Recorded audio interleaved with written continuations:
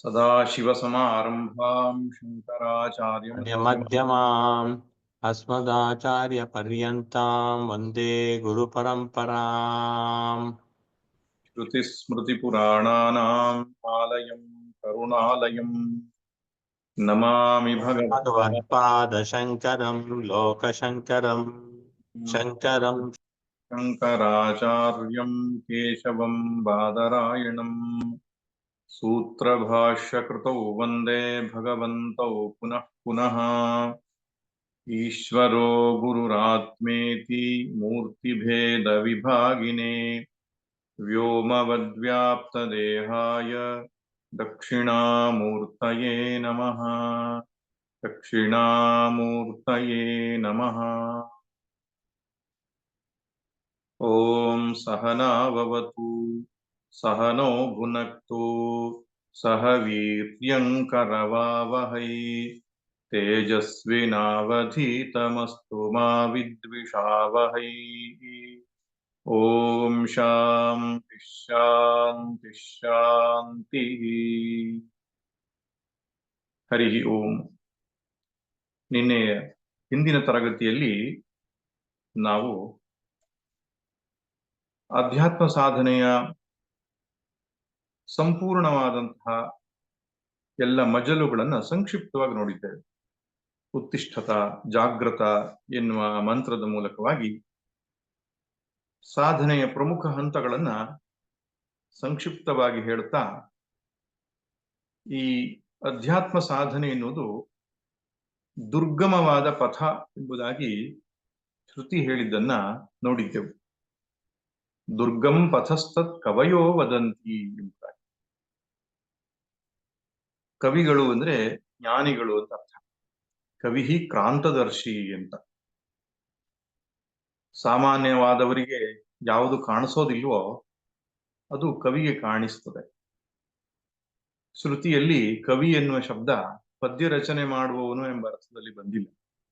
ಕವಿ ಅಂದ್ರೆ ಜ್ಞಾನಿ ಎಂಬ ಅರ್ಥದಲ್ಲಿ ಬಂದಿದೆ. ಆದ್ದರಿಂದ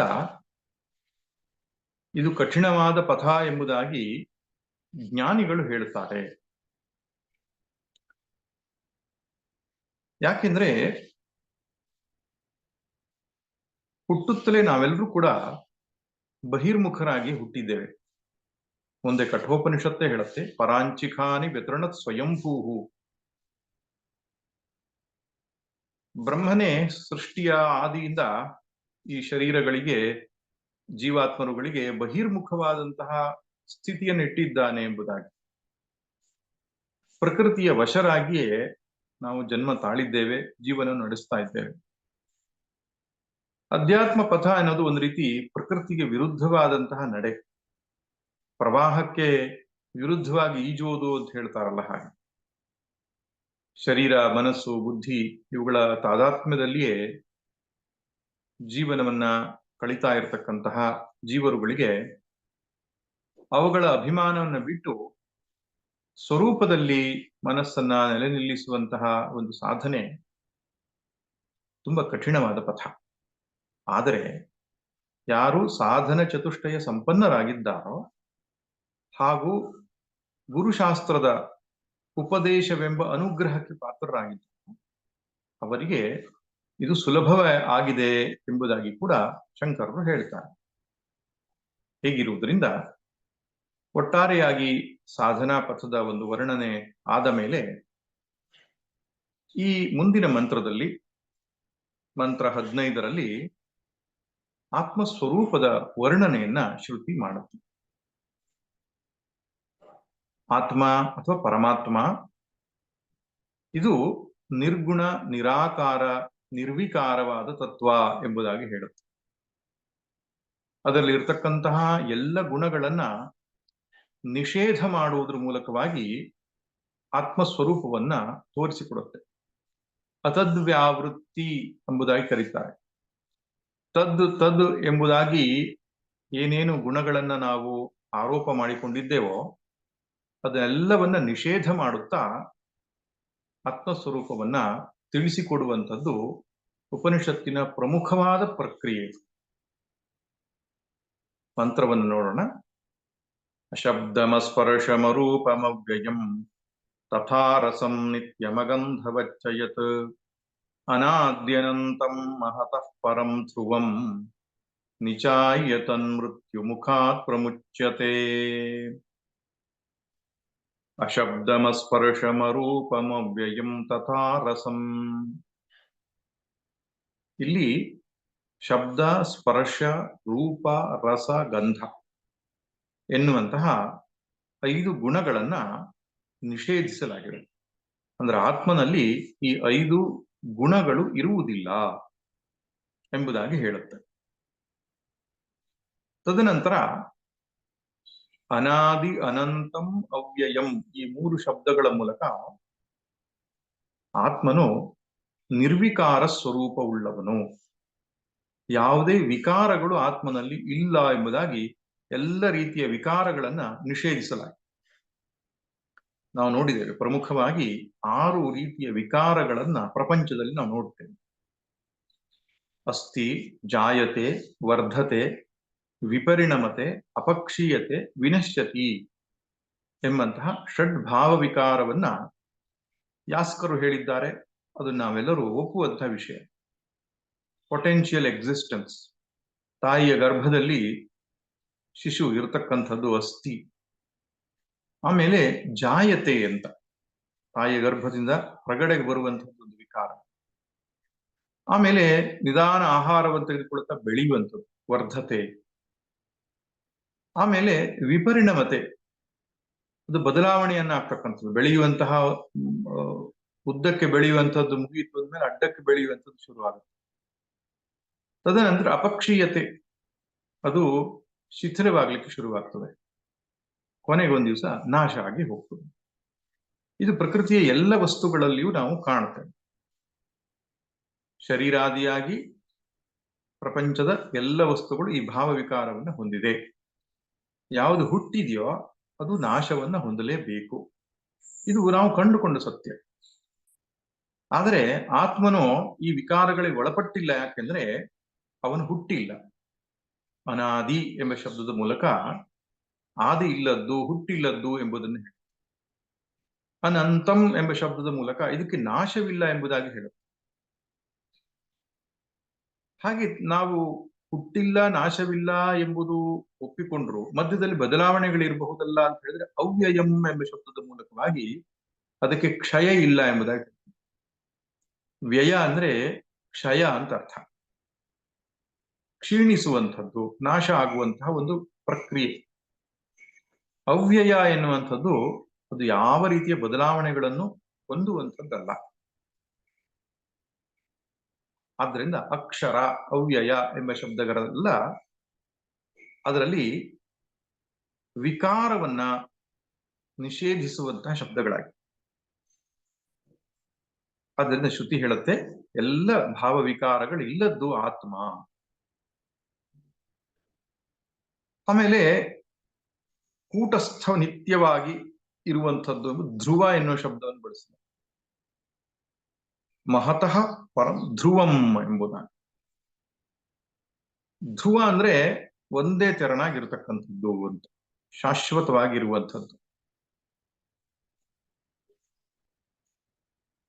ನಿತ್ಯತ್ವದಲ್ಲಿ 2 ರೀತಿ ನಿತ್ಯತ್ವ ಬರುತ್ತೆ.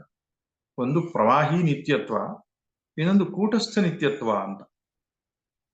ಪ್ರವಾಹಿ ನಿತ್ಯತ್ವ ಅಂದ್ರೆ ಅದು ಬದಲಾವಣೆ ಆಗ್ತಿದ್ರೂ ಒಂದೇ ತೆರನಾಗಿರುವಂಥದ್ದು. ಉದಾಹರಣೆಗೆ ಗಂಗಾ ಪ್ರವಾಹವನ್ನು ನಾವು ನೋಡಿದಾಗ 10 ವರ್ಷಗಳ ಹಿಂದೆ ನೋಡಿದಂತಹ ಗಂಗಾ ನದಿ ಅದೇ ರೀತಿಯಾಗಿ ಈಗಲೂ ಇದೆ ಅಂತ ಅನ್ನಿಸ್ತದೆ ನಮ್ಗೆ. ಆದ್ರೆ ಅಲ್ಲಿ ನೀರು ಅನ್ನುವಂಥದ್ದು ಬದಲಾವಣೆ ಆಗ್ತಾ ಇರ್ತದೆ. ಅದನ್ನು ಪ್ರವಾಹಿ ನಿತ್ಯತ್ವ ಅಂತ ಕರೀತಾರೆ. ಹಾಗೆ ಒಂದು ದೀಪದ ಶಿಖೆ ಅನ್ನುವಂಥದ್ದು ಹೊತ್ತಿಟ್ರೆ, ಕೆಲವೊಂದು ದೇವಸ್ಥಾನಗಳಲ್ಲಿ ಹೇಳ್ತಾರೆ ಇಷ್ಟು 1000 ವರ್ಷದ ಹಿಂದೆ, ಇಷ್ಟು 100 ವರ್ಷಗಳ ಹಿಂದೆ ಹಚ್ಚಿಟ್ಟಂತ ದೀಪ ಅಂತ. ಅದೇ ದೀಪ ಈಗಲೂ ಉರಿತಾ ಇದೆ ಅಂತ. ಅದು ನಿತ್ಯವಾಗಿದೆ ಅಂತ ಕಾಣಿಸಿದ್ರು ಕೂಡ ಅದರ ಶಿಖೆ ಅನ್ನೋದು ಬದಲಾವಣೆ ಆಗ್ತಾ ಇರ್ತದೆ. ಅದರಿಂದ ಪ್ರವಾಹಿ ನಿತ್ಯತ್ವ. ಕೆಲವು ದಾರ್ಶನಿಕರ ಪ್ರಕಾರ ಪೃಥ್ವಿ ಮುಂತಾದವುಗಳು ನಿತ್ಯವಾಗಿವೆ ಎಂಬುದಾಗಿ ಹೇಳ್ತಾರೆ.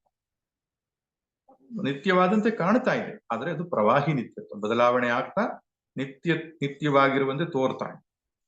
ಆದರೆ ಆತ್ಮನು ಆ ರೀತಿಯಲ್ಲ, ಕೂಟಸ್ಥ ನಿತ್ಯ ಎಂಬುದಾಗಿ ಹೇಳುತ್ತಾನೆ. ಇದು ಯಾವುದೇ ಬದಲಾವಣೆಗಳಿಲ್ಲದೆ ಒಂದೇ ತೆರನಾಗಿರತಕ್ಕಂಥದ್ದು ಅಂತ ಹೇಳುವುದಕ್ಕೆ ಧ್ರುವಂ ಎನ್ನುವಂತಹ ಶಬ್ದವನ್ನು ಇಲ್ಲಿ ಬಳಸಿದ್ದಾನೆ. ಯಾವುದೇ ಬದಲಾವಣೆಗಳು ಇಲ್ಲದೆ ಇರತಕ್ಕಂಥದ್ದು. ಇನ್ನು ನಿತ್ಯಂ ಎನ್ನುವ ಶಬ್ದ ಬಳಸಿದ. ಮೇಲ್ನೋಟಕ್ಕೆ ಧ್ರುವ ಮತ್ತು ನಿತ್ಯ ಒಂದೇ ಎಂಬುದಾಗಿ ಕಂಡ್ರೂ ಕೂಡ ನಿತ್ಯ ಅಂದ್ರೆ ಎಲ್ಲಾ ಕಾಲಗಳಲ್ಲಿಯೂ ಹಾಸುಹೊಕ್ಕಾಗಿರ್ತಕ್ಕಂಥದ್ದು. ಕಾಲದಲ್ಲಿ ಅದು ಲಿಮಿಟೇಷನ್, ಪರಿಚ್ಛಿನ್ನತೆಯನ್ನ ಹೊಂದಿಲ್ಲ. ಕಾಲ ಪರಿಚ್ಛಿನ್ನತೆ ಅದಕ್ಕೆ ಇಲ್ಲ ಅಂತ. ಶರೀರಾದಿಗಳಿಗೆಲ್ಲ ಕಾಲ ಪರಿಚ್ಛಿನ್ನತೆ ಇದೆ. ಆದ್ದರಿಂದ ಎಲ್ಲ ಕಾಲಗಳಲ್ಲಿಯೂ ಹಾಸುಹೊಕ್ಕಾಗಿರುವಂಥದ್ದು ಎಂಬ ಅರ್ಥದಲ್ಲಿ ನಿತ್ಯ ಎನ್ನುವ ಶಬ್ದವನ್ನು ಬಳಸಿದ್ದಾರೆ. ಇನ್ನು ಮಹತಃ ಪರಂ ಎನ್ನುವಂತಹ ಇನ್ನೊಂದು ಲಕ್ಷಣ ಹೇಳ್ತಾರೆ. ಮಹತ್ತತ್ವಕ್ಕಿಂತ ಶ್ರೇಷ್ಠವಾದದ್ದು ಅಂತ. ಮಹತ್ತತ್ವ ಅಂತ ಹೇಳಿದ್ರೆ ಹಿರಣ್ಯ ಗರ್ಭ ತತ್ವ ಅಂತ, ಸಗುಣ ಬ್ರಹ್ಮ ಅಂತ ನಾವೇನ್ ಕರಿತೇವೋ ಆ ಸಗುಣ ಬ್ರಹ್ಮಕ್ಕೆ ಬೇರೆ ಬೇರೆ ಹೆಸರುಗಳಿದೆ. ಮಹತ್ ಎಂಬುದು ಒಂದು ಶಬ್ದ ಇದೆ, ಹಿರಣ್ಯ ಗರ್ಭ ಎಂಬುದಾಗೂ ಕರೀತಾರೆ, ಸವಿಶೇಷ ಬ್ರಹ್ಮ ಎಂದು ಹೇಳ್ತಾರೆ. ಜಾತ ಬ್ರಹ್ಮ, ಹುಟ್ಟಿರುವಂಥದ್ದು, ಸೃಷ್ಟಿಯ ಆದಿಯಲ್ಲಿ ತೋರ್ಕೊಂಡಂತಹ ಆ ಸಗುಣ ಬ್ರಹ್ಮ ಎನ್ನುವಂಥದ್ದು ಏನಿದೆ ಅದಕ್ಕಿಂತಲೂ ಪರ ಎಂದರೆ ಶ್ರೇಷ್ಠವಾದದ್ದು ಎಂಬುದಾಗಿ 5 ಲಕ್ಷಣಗಳಿಂದ ಆತ್ಮಸ್ವರೂಪವನ್ನು ವಿವರಿಸಿವೆ. ಮೊದಲನೇ ಲಕ್ಷಣ ಯಾವುದು? ಪಂಚಗುಣಗಳು, ಶಬ್ದ ಸ್ಪರ್ಶ ರೂಪ ರಸ ಗಂಧ ಇವುಗಳು ಇಲ್ಲದ್ದು. ಅಶಬ್ದ ಮಸ್ಪರ್ಶ ಮರೂಪ ಅರಸಂ ಅಗಂಧಂ ಎಂಬುದಾಗಿ ಹೇಳಿತು. ತದನಂತರ ಅನಾದಿ ಅನಂತಂ ಅವ್ಯಯಂ ಎಂಬ 3 ಶಬ್ದಗಳ ಮೂಲಕ ಷಡ್ಭಾವವಿಕಾರ ನಿಷೇಧ ಮಾಡಲಾಗಿದೆ. ಅಸ್ಥಿ ಜಾಯತೆ ಮುಂತಾದಂಥದ್ದು. ಇನ್ನು ಮೂರನೇದಾಗಿ ಧ್ರುವಂ ಎಂಬುವ ಶಬ್ದದ ಮೂಲಕವಾಗಿ ಕೂಟಸ್ಥ ನಿತ್ಯವಾಗಿದೆ. ಕೂಟಸ್ಥ ಅಂದ್ರೆ, ಕೂಟ ಅಂದ್ರೆ ನಾವು ಯಾವುದೋ ಒಂದು ಕಬ್ಬಿಣದ ಅಥವಾ ಚಿನ್ನದ ಸಾಮಾನನ್ನ ಮಾಡುವಾಗ ಅಡಿಗೆ ಒಂದು ಆಧಾರವನ್ನು ಇಟ್ಕೊಳ್ತೇವೆ. ಆ ಆಧಾರ ಗಟ್ಟಿಯಾಗಿರ್ಬೇಕು. ಅದೇ ಅಲ್ಗಾಡ್ತಾ ಇದ್ರೆ ಮೇಲ್ ಮಾಡತಕ್ಕಂತಹ ಉಪಕರಣವೋ ಅಥವಾ ಆಭರಣವೋ ಸರಿಯಾಗಲ್ಲ. ಅದು ಗಟ್ಟಿಯಾಗಿರುವಂಥದ್ದಲ್ಲ. ಹಾಗೆ ಅದಕ್ಕೆ ಕೂಟ ಎಂಬುದಾಗಿ ಹೇಳ್ತಾರೆ. ಆ ರೀತಿ ಕೂಟದಂತೆ ಗಟ್ಟಿಯಾಗಿ ನಿಂತಿರುವುದಕ್ಕೆ ಕೂಟಸ್ಥ ಎಂಬುದಾಗಿ ಹೇಳ್ತಾರೆ. ಆ ರೀತಿಯಾಗಿ ನಿತ್ಯವಾಗಿರುವಂಥದ್ದು, ಒಂದೇ ತೆರನಾಗಿರುವಂಥದ್ದು. ಇನ್ನು ನಿತ್ಯ ಅಂದ್ರೆ ಎಲ್ಲ ಕಾಲಗಳಲ್ಲಿಯೂ ಹಾಸುಹೊಕ್ಕಾಗಿ ಕಾಲವನ್ನು ಮೀರಿ ನಿಂತಿರತಕ್ಕಂಥದ್ದು. ಇನ್ನು 5ನೇ ಲಕ್ಷಣ ಮಹತ್ತತ್ವಕ್ಕಿಂತಲೂ ಶ್ರೇಷ್ಠವಾದದ್ದು, ಸಗುಣ ಬ್ರಹ್ಮಕ್ಕಿಂತ ಶ್ರೇಷ್ಠವಾದದ್ದು ಅಂತ. ಈ ಆತ್ಮನಿಗೆ ನಿರ್ಗುಣ ಬ್ರಹ್ಮ ಎಂಬುದಾಗಿ ಕರೀತಾರೆ. ನಿರ್ಗುಣ ಅಂದ್ರೆ ಇಲ್ಲಿ ಯಾವುದೇ ಗುಣಗಳು ಇಲ್ಲ ಎಂಬುದಾಗಿ. ಆತ್ಮನಿಗೆ ಯಾವುದೇ ಗುಣಗಳಿಲ್ಲ. ಇದು ಕೇವಲ ಒಂದು ಉಪನಿಷತ್ತಲ್ಲ, ಅನೇಕ ಉಪನಿಷತ್ತುಗಳಲ್ಲಿ ಬ್ರಹ್ಮನು ಯಾವುದೇ ಗುಣಗಳಿಲ್ಲದವನು ಎಂಬುದಾಗಿ ವರ್ಣಿಸ. ಉದಾಹರಣೆಗೆ ನೀವು ಬೃಹದಾರಣ್ಯಕೋಪನಿಷತ್ತನ್ನ ತೆಗೆದುಕೊಂಡಾಗ ಅಸ್ಥೂಲಂ ಅನಣು ಅಹೃಸ್ವಂ ಅದೀರ್ಘಂ ಅಲೋಹಿತಂ ಅಸ್ನೇಹಂ ಅಚ್ಛಾಯಂ ಅತಮಃ ಅವಾಯು ಅನಾಕಾಶಂ ಅಸಂಗಂ ಅರಸಂ ಅಗಂಧಂ ಅಚಕ್ಷುಷ್ಕಂ ಅಶ್ರೋತ್ರಂ ಅವಾಕ್ ಅಮನಃ ಅತೇಜಸ್ಕಂ ಅಪ್ರಾಣಂ ಅಮುಖಂ ಅಮಾಧ, ಹೀಗೆ ಉದ್ದದ ಒಂದು ಪಟ್ಟಿ ಕೊಡು. ಎಲ್ಲ ಏನೇನು ಗುಣಗಳನ್ನ ನಾವು ಕಲ್ಪಿಸ್ಲಿಕ್ಕೆ ಸಾಧ್ಯ ಇದೆಯೋ ಅದೆಲ್ಲ ಗುಣಗಳ ನಿಷೇಧ ಮಾಡಿದೆ. ಇನ್ನು ಬೃಹದಾರಣ್ಯಕದ ಇನ್ನೊಂದು ಮಂತ್ರ ಅಪೂರ್ವಂ ಅನಪರಂ ಅನಂತರಂ ಅಬಾಹ್ಯಂ, ಹಿಂದಿಲ್ಲದ್ದು ಮುಂದಿಲ್ಲದ್ದು ಒಳಗಿಲ್ಲದ್ದು ಹೊರಗಿಲ್ಲದ್ದು ಎಂಬುದಾಗಿ ಹೇಳುತ್ತೆ. ಇನ್ನು ಮುಂಡಕೋಪನಿಷತ್ತು, ಅಥರ್ವಣ ವೇದ ಮುಂಡಕೋಪನಿಷತ್ತುಗಳೇ ಎತ್ತದ ಅದ್ರೇಶ್ಯಂ ಅಗ್ರಾಹ್ಯಂ ಅಗೋತ್ರಂ ಅವರ್ಣಂ ಅಚಕ್ಷುಶ್ಚೋತ್ರಂ ತದ ಪಾಣಿಪಾದಂ, ಈ ರೀತಿಯಾಗಿ ನಿಷೇಧ ಮಾಡೋದು ಕಾಣುತ್ತೆ. ಇನ್ನು ಅದೇ ಮಾಂಡೋಕ್ಯೋಪನಿಷತ್ತಲ್ಲಿ ಸರ್ವ ವ್ಯವಹಾರಾತೀತವಾದದ್ದು, ಅವ್ಯವಹಾರ್ಯಂ ಅಗ್ರಾಹ್ಯಂ, ಈ ಮುಂತಾದಂತಹ ಗುಣಗಳಿಂದ ಏನು ಗುಣ ನಿಷೇಧದ ಮೂಲಕ ಆತ್ಮಸ್ವರೂಪ ತೋರಿಸಿದ ಕಾಣಿಸುತ್ತೆ. ಇನ್ನು ಅತಃ ಆದೇಶ ನೇತಿ ನೇತಿ ಎಂಬುದಾಗಿ ಕೂಡ ಬೃಹದಾರಣ್ಯಕ್ಕೆ ಹೇಳುತ್ತೆ. ಆತ್ಮನ್ನ ತಿಳಿಸಿಕೊಡುವುದಕ್ಕೆ ಒಂದೇ ಉಪಾಯ ನೇತಿ ನೇತಿ ಅಂತ, ಇದಲ್ಲ ಎಂಬುದಾಗಿ ಅವನನ್ನ ತಿಳಿಸಿಕೊಡಬೇಕು ಎಂಬುದಾಗಿ. ಇನ್ನು ಈಶಾವಾಸ್ಯದಲ್ಲಿ ಅಕಾಯಂ ಅವ್ರಣಂ ಅಸ್ನಾವಿರಗಂ ಎಂಬುದಾಗಿ ಶರೀರರಹಿತವಾದದ್ದು, ಸ್ನಾಯುರಹಿತವಾದದ್ದು, ವ್ರಣರಹಿತವಾದದ್ದು, ಈ ಪ್ರಕಾರವಾಗಿ ಎಲ್ಲ ರೀತಿಯ ಶರೀರದ ಒಂದು ತಾದಾತ್ಮ್ಯವನ್ನು ಕೂಡ ಅಲ್ಲಿ ನಿಷೇಧ ಮಾಡಿದ್ದು ಕಾಣಿಸುತ್ತೆ. ಹಾಗೆ ಈ ಕಠೋಪನಿಷತ್ತಿನ ಮಂತ್ರವು ಕೂಡ ದಾರ್ಶನಿಕ ದೃಷ್ಟಿಯಿಂದ ಬಹಳ ಮುಖ್ಯವಾದಂತಹ ಮಂತ್ರ. ಸ್ಪಷ್ಟವಾಗಿ ಎಲ್ಲ ಗುಣಗಳನ್ನು ನಿಷೇಧ ಮಾಡೋದು ಕಾಣಿಸುತ್ತೆ. ಸಾಮಾನ್ಯವಾಗಿ ಪ್ರಪಂಚ ಅಂದ್ರೆ ಈ 5 ಗುಣಗಳದ್ದೇ ಆಗಿದೆ. ಪ್ರಪಂಚದ ಯಾವುದೇ ವಸ್ತುಗಳನ್ನ ನಾವು ನೋಡಿದ್ರೂ ಕೂಡ 5ರಲ್ಲಿ ಯಾವುದೋ ಒಂದು ಗುಣ ಇರುತ್ತೆ. 5ಅನ್ನೂ ಕೂಡ ನಾವು ಸಂಕ್ಷೇಪ ಮಾಡಿ 3 ಗುಣ ಅಂತ ಹೇಳ್ಬೋದು. ಸತ್ವಗುಣ, ರಜೋಗುಣ, ತಮೋಗುಣ. ತ್ರಿಗುಣಾತ್ಮಕವಾದದ್ದು ಪ್ರಪಂಚ, ತ್ರಿಗುಣಾತೀತವಾದದ್ದು ಪರಬ್ರಹ್ಮ. ಆ ತ್ರಿಗುಣಗಳೇ ವಿಸ್ತಾರವಾದಾಗ ಪಂಚಮಹಾಭೂತಗಳಾಗಿ ಬದಲಾವಣೆಯನ್ನು ಹೊಂದುತ್ತೆ. ಪಂಚ ಸೂಕ್ಷ್ಮಭೂತಗಳು, ಪಂಚ ಮಹಾಸ್ಥೂಲಭೂತಗಳು ಎಂಬುದಾಗಿ ಕರೀತಾರೆ. ಸ್ಥೂಲಭೂತಗಳಾಗಿರ್ಲಿ, ಸೂಕ್ಷ್ಮಭೂತಗಳಾಗಿರ್ಲಿ, ಅದರ ಸ್ವರೂಪ ಗುಣವೇ ಆಗಿದೆ. ಆಕಾಶದ ಗಂಧಗುಣ ಅನ್ನುವಂಥದ್ದು ಅದು ಸ್ವರೂಪವಾಗಿದೆ. ಗಂಧ ಗುಣವನ್ನ ತೆಗೆದುಬಿಟ್ರೆ ಅಲ್ಲಿ ಆಕಾಶದ ಅಸ್ತಿತ್ವವೇ ಇಲ್ಲ. ಹಾಗೆ ವಾಯು, ಹಾಗೆ ತೇಜ, ಅಂದ್ರೆ ಅಗ್ನಿ, ಆಪಹ ಅಂದ್ರೆ ನೀರು, ಪೃಥ್ವಿ ಎನ್ನುವಂಥದ್ದು. ಪೃಥ್ವಿ ಅಂದ್ರೆ ಅತ್ಯಂತ ಸ್ಥೂಲವಾದದ್ದು. ಅದರಿಂದ 5 ಗುಣಗಳು, ಶಬ್ದ, ಸ್ಪರ್ಶ, ರೂಪ, ರಸ, ಗಂಧ, 5 ಗುಣಗಳು ಅಲ್ಲಿ ಕಾಣಬರುತ್ತೆ. ಅದರಿಂದ ಹೆಚ್ಚು ಸ್ಥೂಲವಾದದ್ದು. ಸೂಕ್ಷ್ಮವಾಗ್ತಾ ಹೋದಾಗೆ ಒಂದೊಂದೇ ಗುಣ ಅನ್ನುವಂಥದ್ದು ಕಡಿಮೆ ಆಗ್ತಾ ಬರುತ್ತೆ. ಆಕಾಶಕ್ಕೆ ಬಂದಾಗ 4 ಗುಣಗಳು ಹೊರತುಪಡಿಸಿ ಕೇವಲ 1 ಗುಣ ಅನ್ನುವಂಥದ್ದು ಉಳ್ಕೊಳ್ತದೆ. ಹಾಗೆ ಆತ್ಮನು ಯಾವ ಗುಣಗಳು ಇಲ್ಲದ್ದು ಎಂಬುದಾಗಿ ಹೇಳುತ್ತೆ. ಅದಕ್ಕೆ ಕೇನೋಪನಿಷತ್ನಲ್ಲಿ ಒಂದು ಕಡೆಗೆ ಆತ್ಮಸ್ವರೂಪವನ್ನು ವರ್ಣಿಸುವಾಗ ಇಂಥದ್ದು ಎಂಬುದಾಗಿ ಹೇಳೋದೇ ಇಲ್ಲ.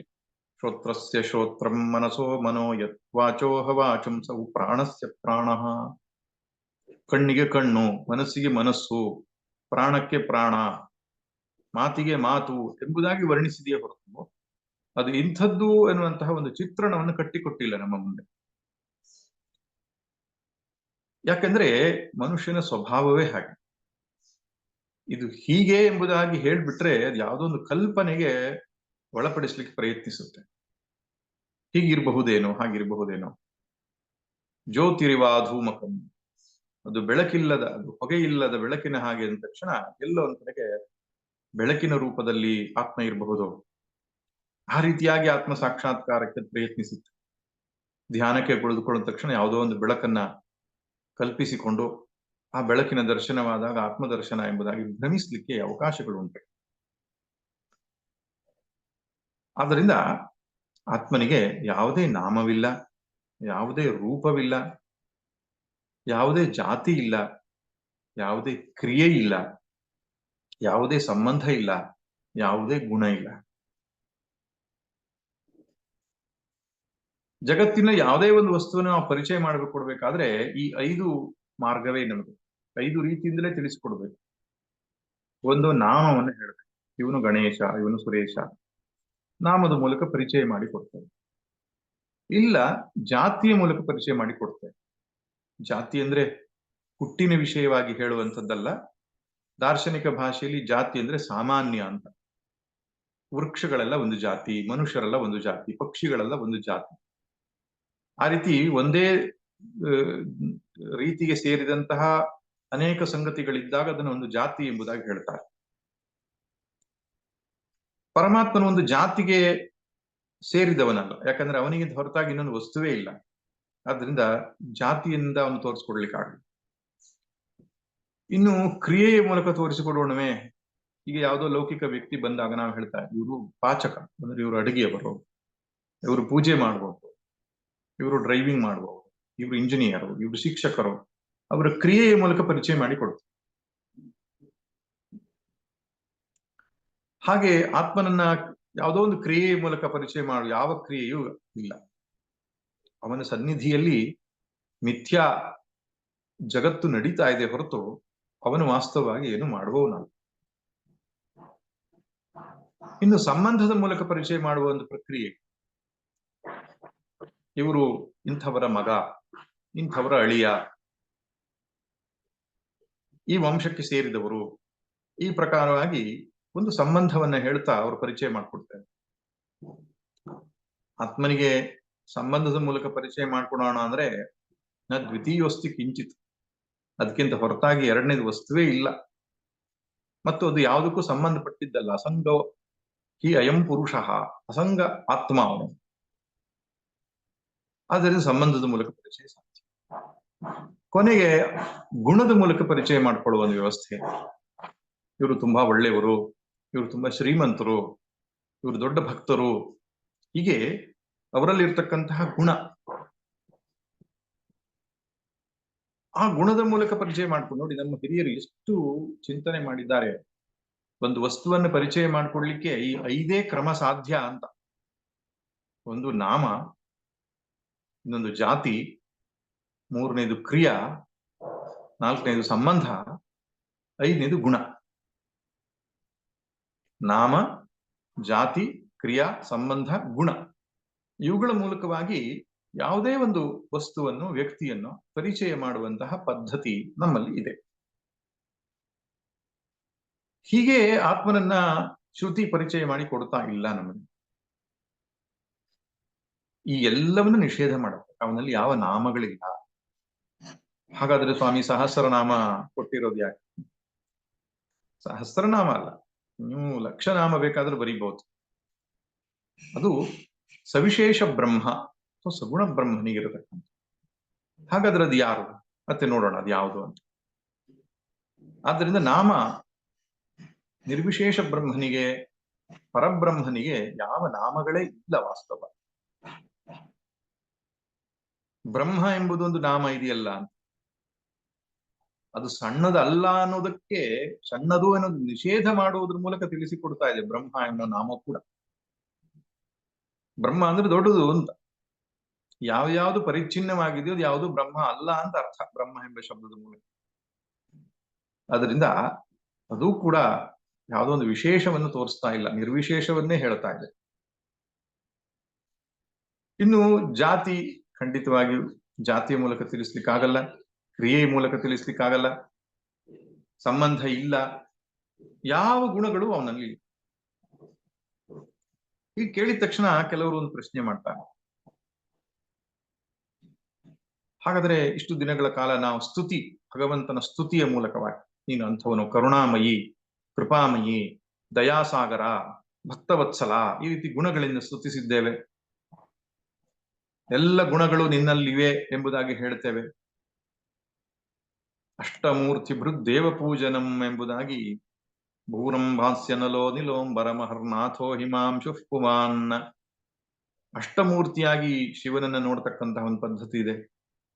ಆಕಾಶ ತತ್ವವೇ ನೀನು, ವಾಯು ತತ್ವವೇ ನೀನು ಎಂಬುದಾಗಿ. ಹಾಗಾದ್ರೆ ಎಲ್ಲ ಗುಣಗಳು ಅವನಲ್ಲಿ ಇರ್ಬೇಕಲ್ಲ ಎಂಬುದಾಗಿ. ಸಂಬಂಧವೂ ಹೇಳ್ತೇವೆ. ಸ್ತುತಿಯ ಸಂದರ್ಭ ಬಂದಾಗ ಸಂಬಂಧವು, ಕ್ರಿಯೆ ಲೀಲೆಗಳನ್ನೆಲ್ಲ ಹೇಳ್ತೇವೆ. ಸೃಷ್ಟಿ ಸ್ಥಿತಿ ಲಯಕರ್ತ ಎಂಬುದಾಗಿ ಹೇಳ್ತೇವಲ್ಲ, ಅವನಿಗೆ ಕರ್ತವ್ಯ ಆರೋಪ ಮಾಡಿದ್ದೇವೆ. ಹೀಗೆ ಇರುವಂತಹ ಒಂದು ವ್ಯವಸ್ಥೆಗೆ ಏನು ಅರ್ಥ ಅಂತ ನೆನಪಿರ್ಲಿ. ಅದು ಸಗುಣ ಬ್ರಹ್ಮ, ಸವಿಶೇಷ ಬ್ರಹ್ಮ, ಸೋಪಾಧಿಕ ಬ್ರಹ್ಮ ಎಂಬ ಶಬ್ದದಿಂದ ಕರ್ತಿದ್ದಾರೆ. ಪರಬ್ರಹ್ಮ ಪಾರಮಾರ್ಥಿಕವಾದಂತಹ ಸಂಗತಿ, ಅಲ್ಟಿಮೇಟ್ ರಿಯಾಲಿಟಿ.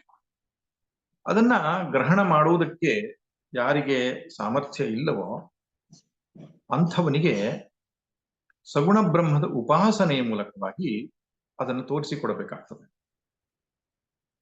ಪ್ರಪಂಚ ಸತ್ಯತ್ವ ಬುದ್ಧಿ ಉಳ್ಳವನು, ಶರೀರಾತ್ಮ ಭಾವವನ್ನ ಹೊಂದಿದಂತಹ ಅಜ್ಞಾನಿ ಜೀವಕ್ಕೆ ಆತ್ಮನನ್ನ ತೋರಿಸಿಕೊಡತಕ್ಕಂತಹ ಪ್ರಕ್ರಿಯೆ ಇದು ಅಧ್ಯಾರೋಪ ಅಪವಾದ ಪ್ರಕ್ರಿಯೆ ಅಂತ ಹೇಳ್ತಾರೆ. ಆತ್ಮನಲ್ಲಿ ಇಲ್ಲದ ಗುಣಗಳನ್ನ ಆರೋಪವನ್ನ ಮಾಡಿ ಶ್ರುತಿಯೇ ನಮಗೆ ಹೇಳುತ್ತೆ ಅವನು ಸೃಷ್ಟಿಕರ್ತ, ಸ್ಥಿತಿಕರ್ತ, ಲಯಕರ್ತ, ಪಂಚಕೃತ್ಯ ಪರಾಯಣ ಎಂಬುದಾಗಿ ಕೂಡ ಹೇಳುತ್ತೆ. ಇದು ಯಾಕೆ ಅಂದ್ರೆ ಅಧ್ಯಾರೋಪವನ್ನ ಮಾಡಿ ಸೃಷ್ಟಿ ಪ್ರಕ್ರಿಯೆಯ ಮೂಲಕವಾಗಿ ಈ ಸೃಷ್ಟಿಯೆಲ್ಲವೂ ಭಗವಂತನೇ ಎಂಬುದಾಗಿ ತಿಳಿದುಕೊಂಡು ಅವನನ್ನು ಉಪಾಸಿಸಿ ಕರ್ಮಯೋಗದ ಮೂಲಕ ಚಿತ್ತಶುದ್ಧಿಯನ್ನು ಮಾಡಿಕೊಂಡು ತದನಂತರ ನಿಷೇಧದ ಮೂಲಕವೇ ಆತ್ಮನ ಯಥಾರ್ಥ ಸ್ವರೂಪವನ್ನು ತಿಳಿಸಿಕೊಡುವ ಒಂದು ಪ್ರಕ್ರಿಯೆ ಇದು. ಅಪವಾದದ ಮೂಲಕ ಕೊನೆಯದಾಗಿ ಎಲ್ಲವನ್ನ ನಿಷೇಧ ಮಾಡ್ತಾ ಆತ್ಮಸ್ವರೂಪದಲ್ಲೇ ನಮ್ಮನ್ನ ನೆಲೆ ನಿಲ್ಲಿಸ್ತದೆ. ಆದ್ದರಿಂದ ಕರ್ಮಯೋಗ, ಉಪಾಸನಾ, ಧರ್ಮಾನುಷ್ಠಾನ ಇದು ಯಾವುದೂ ಇಲ್ಲದೆ ಚಿತ್ತಶುದ್ಧಿ ಆಗೋದಿಲ್ಲ. ಚಿತ್ತಶುದ್ಧಿ ಆಗದೆ ಇದ್ರೆ ಪರಬ್ರಹ್ಮದ ಜ್ಞಾನ ಉಂಟಾಗೋದು. ಆದ್ದರಿಂದ ಶ್ರುತಿಯು ನಮ್ಮನ್ನ ಮೇಲಕ್ಕೆ ಎತ್ತುವುದಕ್ಕಾಗಿ ಸಗುಣ ಬ್ರಹ್ಮವನ್ನ, ನಿರ್ಗುಣ ಬ್ರಹ್ಮದಲ್ಲಿಯೇ ಸಗುಣ ಬ್ರಹ್ಮವನ್ನ ಆರೋಪಿಸಿದೆ. ಸಗುಣ ನಿರ್ಗುಣ ಎನ್ನುವಂಥದ್ದು ಎರಡೂ ಬೇರೆ ಬೇರೆ ಅಲ್ಲ. ಮಾಯಾ ಉಪಾಧಿ ವಿಶಿಷ್ಟನಾದವನು ಸಗುಣ, ಮಾಯಾ ಉಪಾಧಿರಹಿತನಾದವನು. ಮಾಯೆ ಅಂದ ತಕ್ಷಣ ಎಲ್ಲ ಗುಣಗಳು ಬಂದ್ಬಿಡ್ತವೆ. ಎಲ್ಲ ಗುಣಗಳಿಂದ ವಿಶಿಷ್ಟನಾದವನು ಸಗುಣ, ಅದರಿಂದ ವಿರಹಿತನಾದವನು ನಿರ್ಗುಣ. ಒಂದೇ ತತ್ವ. ಅಜ್ಞಾನ ಕಾಲದಲ್ಲಿ ಪರಮಾತ್ಮ ತತ್ವವನ್ನ ಅರಿತುಕೊಳ್ಳುವುದಕ್ಕಾಗಿರ್ತಕ್ಕಂಥದ್ದು ಸಗುಣ ಬ್ರಹ್ಮ ವ್ಯವಸ್ಥೆ. ಯಾರಿಗೆ ಪರಮಾರ್ಥ ತತ್ವದ ಜ್ಞಾನ ಆಗತ್ತೋ ಅವನಿಗೆ ಏಕಮೇವ ಅದ್ವಿತೀಯವಾದ ಪರಬ್ರಹ್ಮ ವಸ್ತುವಿಗಿಂತ ಹೊರತಾಗಿ ಇನ್ನೊಂದು ಇಲ್ಲ ಎಂಬುದು ಗೊತ್ತಾದ ಮೇಲೆ ಈ ವ್ಯವಸ್ಥೆ ಇರುವುದಿಲ್ಲ. ಆದ್ದರಿಂದ ಶ್ರುತಿ ಸಗುಣವನ್ನೂ ಹೇಳಿದ್ದು ಕಾಣಿಸುತ್ತೆ ನಮಗೆ, ಆದರೆ ಅದರ ತಾತ್ಪರ್ಯ ಇರುವುದು ನಿರ್ಗುಣದಲ್ಲಿಯೇ ಎಂಬುದನ್ನು ನಾವು ಅರ್ಥ ಮಾಡಿಕೊಳ್ಳಬೇಕು. ಯಾಕೆಂದ್ರೆ ಎಲ್ಲ ಗುಣಗಳನ್ನ ನಿಷೇಧ ಮಾಡುವುದು ಗೊತ್ತಾಗ್ತದೆ. ಎಷ್ಟೋ ಜನರಿಗೆ ಶ್ರುತಿಯ ತಾತ್ಪರ್ಯವನ್ನ ಸ್ವತಂತ್ರವಾಗಿ ಓದಬಾರದು ಅನ್ನೋದು ಇದಕ್ಕೋಸ್ಕರವಾಗಿ ಹೇಳಿದ್ದು. ಸ್ವತಂತ್ರವಾಗಿ ಓದುವಾಗ ತುಂಬಾ ಗೊಂದಲಕ್ಕೀಡಾಗಬಹುದು. ಎಲ್ಲಿಂದ ಗುಣವನ್ನ ಆರೋಪ ಮಾಡುವುದು ಕಾಣಿಸುತ್ತೆ, ಗುಣವನ್ನು ನಿಷೇಧ ಮಾಡುವುದು ಕಾಣುತ್ತೆ.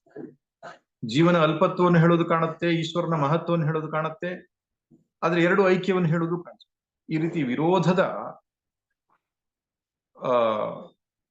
ಅಂಶಗಳನ್ನು ನಾವು ಕಾಣುವಾಗ ಗೊಂದಲಕ್ಕೀಡಾಗುವ. ಅದರಿಂದ ಗುರುಮುಖೇನ ಶಾಸ್ತ್ರವನ್ನು ಅಧ್ಯಯನ ಮಾಡಬೇಕು ಅಂತ ಹೇಳೋದೇ ಇದಕ್ಕಾಗಿ.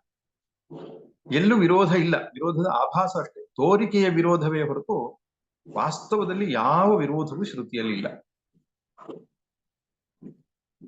ಆದ್ರೆ ಕೆಲವರು ಏನ್ ಮಾಡ್ಬಿಟ್ಟಿದ್ದಾರೆ, ನಮ್ಮ ದಾರ್ಶನಿಕ ವಲಯದಲ್ಲಿಯೇ ಬರತಕ್ಕಂತಹ ಹಿರಿಯರು ಈ ಸರ್ವಗುಣ ನಿಷೇಧವನ್ನ, ಆ ನಿರ್ಗುಣ ಬ್ರಹ್ಮವನ್ನ ಅವ್ರು ಒಪ್ಪುವುದೇ ಇಲ್ಲ. ನಿರ್ಗುಣ ನಿರಾಕಾರವಾದ ಬ್ರಹ್ಮ ಅನ್ನುವಂಥದ್ದು ಇಲ್ಲ ಅಂತ ಹೇಳ್ತಾನೆ. ಯಾಕಂದ್ರೆ ಹೆಚ್ಚಿನ ಕಡೆಗಳಲ್ಲಿ ಗುಣಪೂರ್ಣನಾದವನು ಅವನೆಂಬುದಾಗಿ ತೋರಿಸಿದ್ದಾರಲ್ಲ. ಸಕಲ ಕಲ್ಯಾಣ ಗುಣ ಎಂಬುದಾಗಿ ಹೇಳ್ತಾರೆ. ಎಲ್ಲ ಕಲ್ಯಾಣ ಗುಣಗಳು ಈಶ್ವರನಲ್ಲಿದೆ ಎಂಬುದಾಗಿ ಹೇಳ್ತಾರೆ. ಮತ್ತೆ ಅವನಿಗೊಂದು ವಿಶೇಷ ಆಕಾರವನ್ನು ಒಪ್ಪುತ್ತಾರೆ ಅವರು. ಪ್ರಾಕೃತವಾದ ಆಕಾರ ಅಲ್ಲ, ಅಪ್ರಾಕೃತವಾದ ಶರೀರ ಇದೆ ಅವನಿಗೆ. ಅಪ್ರಾಕೃತವಾದ ಶರೀರ ಇದೆ, ಸಕಲ ಕಲ್ಯಾಣ ಗುಣಗಳಿವೆ. ಹಾಗೆ ಅವನು ಗುಣಪೂರ್ಣನೋ ಮತ್ತೆ ಅಪ್ರಾಕೃತ ಶರೀರಿಯೋ ಎಂಬುದಾಗಿ, ಸಗುಣ ಸಾಕಾರನೋ ಎಂಬುದಾಗಿ ಹೇಳ್ತಾರೆ ಹೊರತು ನಿರ್ಗುಣ ನಿರಾಕಾರ ಎಂಬುದಾಗಿ ಒಪ್ಪಲ್ಲ. ಅದ್ವೈತಕ್ಕಿಂತ ಹೊರತಾಗಿ ಇನ್ಯಾರೂ ಕೂಡ ನಿರ್ಗುಣ ನಿರಾಕಾರ ತತ್ವವನ್ನು ಒಪ್ಪಲ್ಲ. ಕೆಲವರು ನಿರಾಕಾರವನ್ನು ಹೇಳಿದ್ರು ಸಗುಣವನ್ನು ಒಪ್ಪುತ್ತಾರೆ. ಅನೇಕ ಕಲ್ಯಾಣ ಗುಣಗಳು ಅವನಲ್ಲಿವೆ ಎಂಬುದಾಗಿ ಒಪ್ತಾನೆ. ಗುಣಗಳೇ ಅವನಲ್ಲಿ ಇಲ್ಲ ಅಂತ ಒಪ್ಪುವುದು ಕೇವಲ ಅದ್ವೈತ. ಅವರು ಈ ಶ್ರುತಿಗೆ ಏನು ಅರ್ಥ ಮಾಡ್ತಾರೆ ಹಾಗಾದ್ರೆ? ಅಶಬ್ದಮಸ್ಪರ್ಶಂ ಅರೂಪಂ ಅವ್ಯಯಂ ತಥಾ ರಸಂ ನಿತ್ಯಮ ಗಂಧವಚ್ಚಯತು ಅಂತ ಅಸ್ಥೂಲ ಮನನು ಮುಂತಾದ ಶ್ರುತಿಗೆ ಏನು ಅರ್ಥ ಮಾಡ್ತಾರೆ ಅಂದ್ರೆ, ಇದು ದುರ್ಗುಣಗಳನ್ನು ನಿಷೇಧ ಮಾಡಿದೆ ಅಂತ. ಒಳ್ಳೆ ಗುಣ ನಿಷೇಧ ಮಾಡಿಲ್ಲ, ಕೆಟ್ಟ ಗುಣಗಳು ಅವನಲ್ಲಿ ಇಲ್ಲ ಅಂತ ಹೇಳಿದೆ ಎಂಬುದಾಗಿ ಈ ಭಕ್ತಿ ಪಂಥಗಳು ಯಾವುದಿದೆಯೋ ಅವುಗಳು ಹಾಗೆ ಹೇಳ್ತವೆ. ಆದ್ರೆ ಆ ರೀತಿಯಾಗಿ ನಾವು ಒಪ್ಪಿಕೊಂಡ್ರೆ ಅನೇಕ ತಾರ್ಕಿಕವಾದಂತಹ ಸಮಸ್ಯೆಗಳು ನಮ್ಮ ಮುಂದೆ ಬಂದು ನಿಲ್ಲುತ್ತೆ. ಅದನ್ನ ಇನ್ನೊಮ್ಮೆ ಯಾವಾಗಾದ್ರೂ ಚರ್ಚೆ ಮಾಡೋಣ. ಎಲ್ಲಾ ಗುಣಗಳಿಗೂ ಆಶ್ರಯವನ್ನ ಕೊಡುವಂಥದ್ದು ನಿರ್ಗುಣವಾಗಿಯೇ ಇರಬೇಕು. ಎಲ್ಲಾ ಬಣ್ಣಗಳನ್ನು ಹೊಂದಿರತಕ್ಕಂತಹ ಬಣ್ಣ, ಅದಕ್ಕೆ ಬಣ್ಣವೇ ಇಲ್ಲ, ಬಿಳಿ ಬಣ್ಣ ಅಂತ ಹೇಳ್ತೇವೆ. ಹಾಗೆ ಯಾವುದು ಎಲ್ಲಾ ಗುಣಗಳಿಗೂ ಆಶ್ರಯ ಆಗಿತ್ತೋ ಅದು ನಿರ್ಗುಣವೇ ಇರಬೇಕು. ಕೆಟ್ಟ ಗುಣವು ಒಳ್ಳೆಯ ಗುಣವು ಎರಡಕ್ಕೂ ಕೂಡ ಅದು ಆಶ್ರಯವಾಗಿದೆ. ಅದರಲ್ಲಿ ಕೆಟ್ಟ ಗುಣ ಇಲ್ಲ, ಬರೀ ಒಳ್ಳೆಯ ಗುಣ ಮಾತ್ರ ಇದೆ ಅಂದ್ರೆ ಅದು ಪರಿಪೂರ್ಣವಾದ ಬ್ರಹ್ಮ ಆಗಲ್ಲ. ಸಗುಣ ಬ್ರಹ್ಮದಲ್ಲಿ ನಾವು ಹೋಗ್ತೇವೆ. ಸಗುಣ ಬ್ರಹ್ಮದಲ್ಲಿ ಸಕಲ ಕಲ್ಯಾಣ ಗುಣ ಪೂರ್ಣನವನು ಎಂಬುದಾಗಿ. ಆದ್ರೆ ನಿರ್ಗುಣದ ವಿಷಯಕ್ಕೆ ಬಂದಾಗ ಒಳ್ಳೆಯ ಕೆಟ್ಟ ಎಂಬ ಎರಡು ಯಾವ ವಿಶೇಷಣವೂ ಇಲ್ಲದೆ ಇರ್ತಕ್ಕಂತಹ ಸರ್ವಾಧಾರವಾದ ಸರ್ವಾಶ್ರಯವಾದಂತಹ ಸಾಕ್ಷಿ ಚೈತನ್ಯ ಅನ್ನುವಂಥದ್ದು ಯಾವ ಗುಣವೂ ಇಲ್ಲದ್ದಾಗಿದೆ ಎಂಬುದೇ ಶ್ರುತಿಯ ತಾತ್ಪರ್ಯ ಅಂತ ನಮಗೆ ಗೊತ್ತಾಗ್ತದೆ. ಹೀಗೆ ಈ ಶ್ರುತಿಯಲ್ಲಿ 5 ಗುಣಗಳಿಂದ 5 ಲಕ್ಷಣಗಳಿಂದ ಅಂದ್ರೆ ಲಕ್ಷಣಗಳಿಂದ ಆತ್ಮಸ್ವರೂಪವನ್ನ ವಿವರಿಸಿದ್ದು ಕಾಣುತ್ತೆ. ಸರ್ವಸಾಕ್ಷಿಯಾಗಿರತಕ್ಕಂತಹ ಆ ಆತ್ಮನು ಜಗತ್ತಿನ ಈ ಎಲ್ಲ ಬದಲಾವಣೆಗಳಿಗೂ ಕೂಡ ನಿರ್ವಿಕಾರಿಯಾದ ಸಾಕ್ಷಿಯಾಗಿ ಇದ್ದಾನೆ. ಆ ತತ್ವವನ್ನೇ ನಾನೆಂಬುದಾಗಿ ಯಾರು ಅರಿತುಕೊಳ್ತಾರೆ, ನಿಚಾಯ ತನ್ ಮೃತ್ಯು ಮುಖಾತ್ ಪ್ರಮುಚ್ಯತೆ.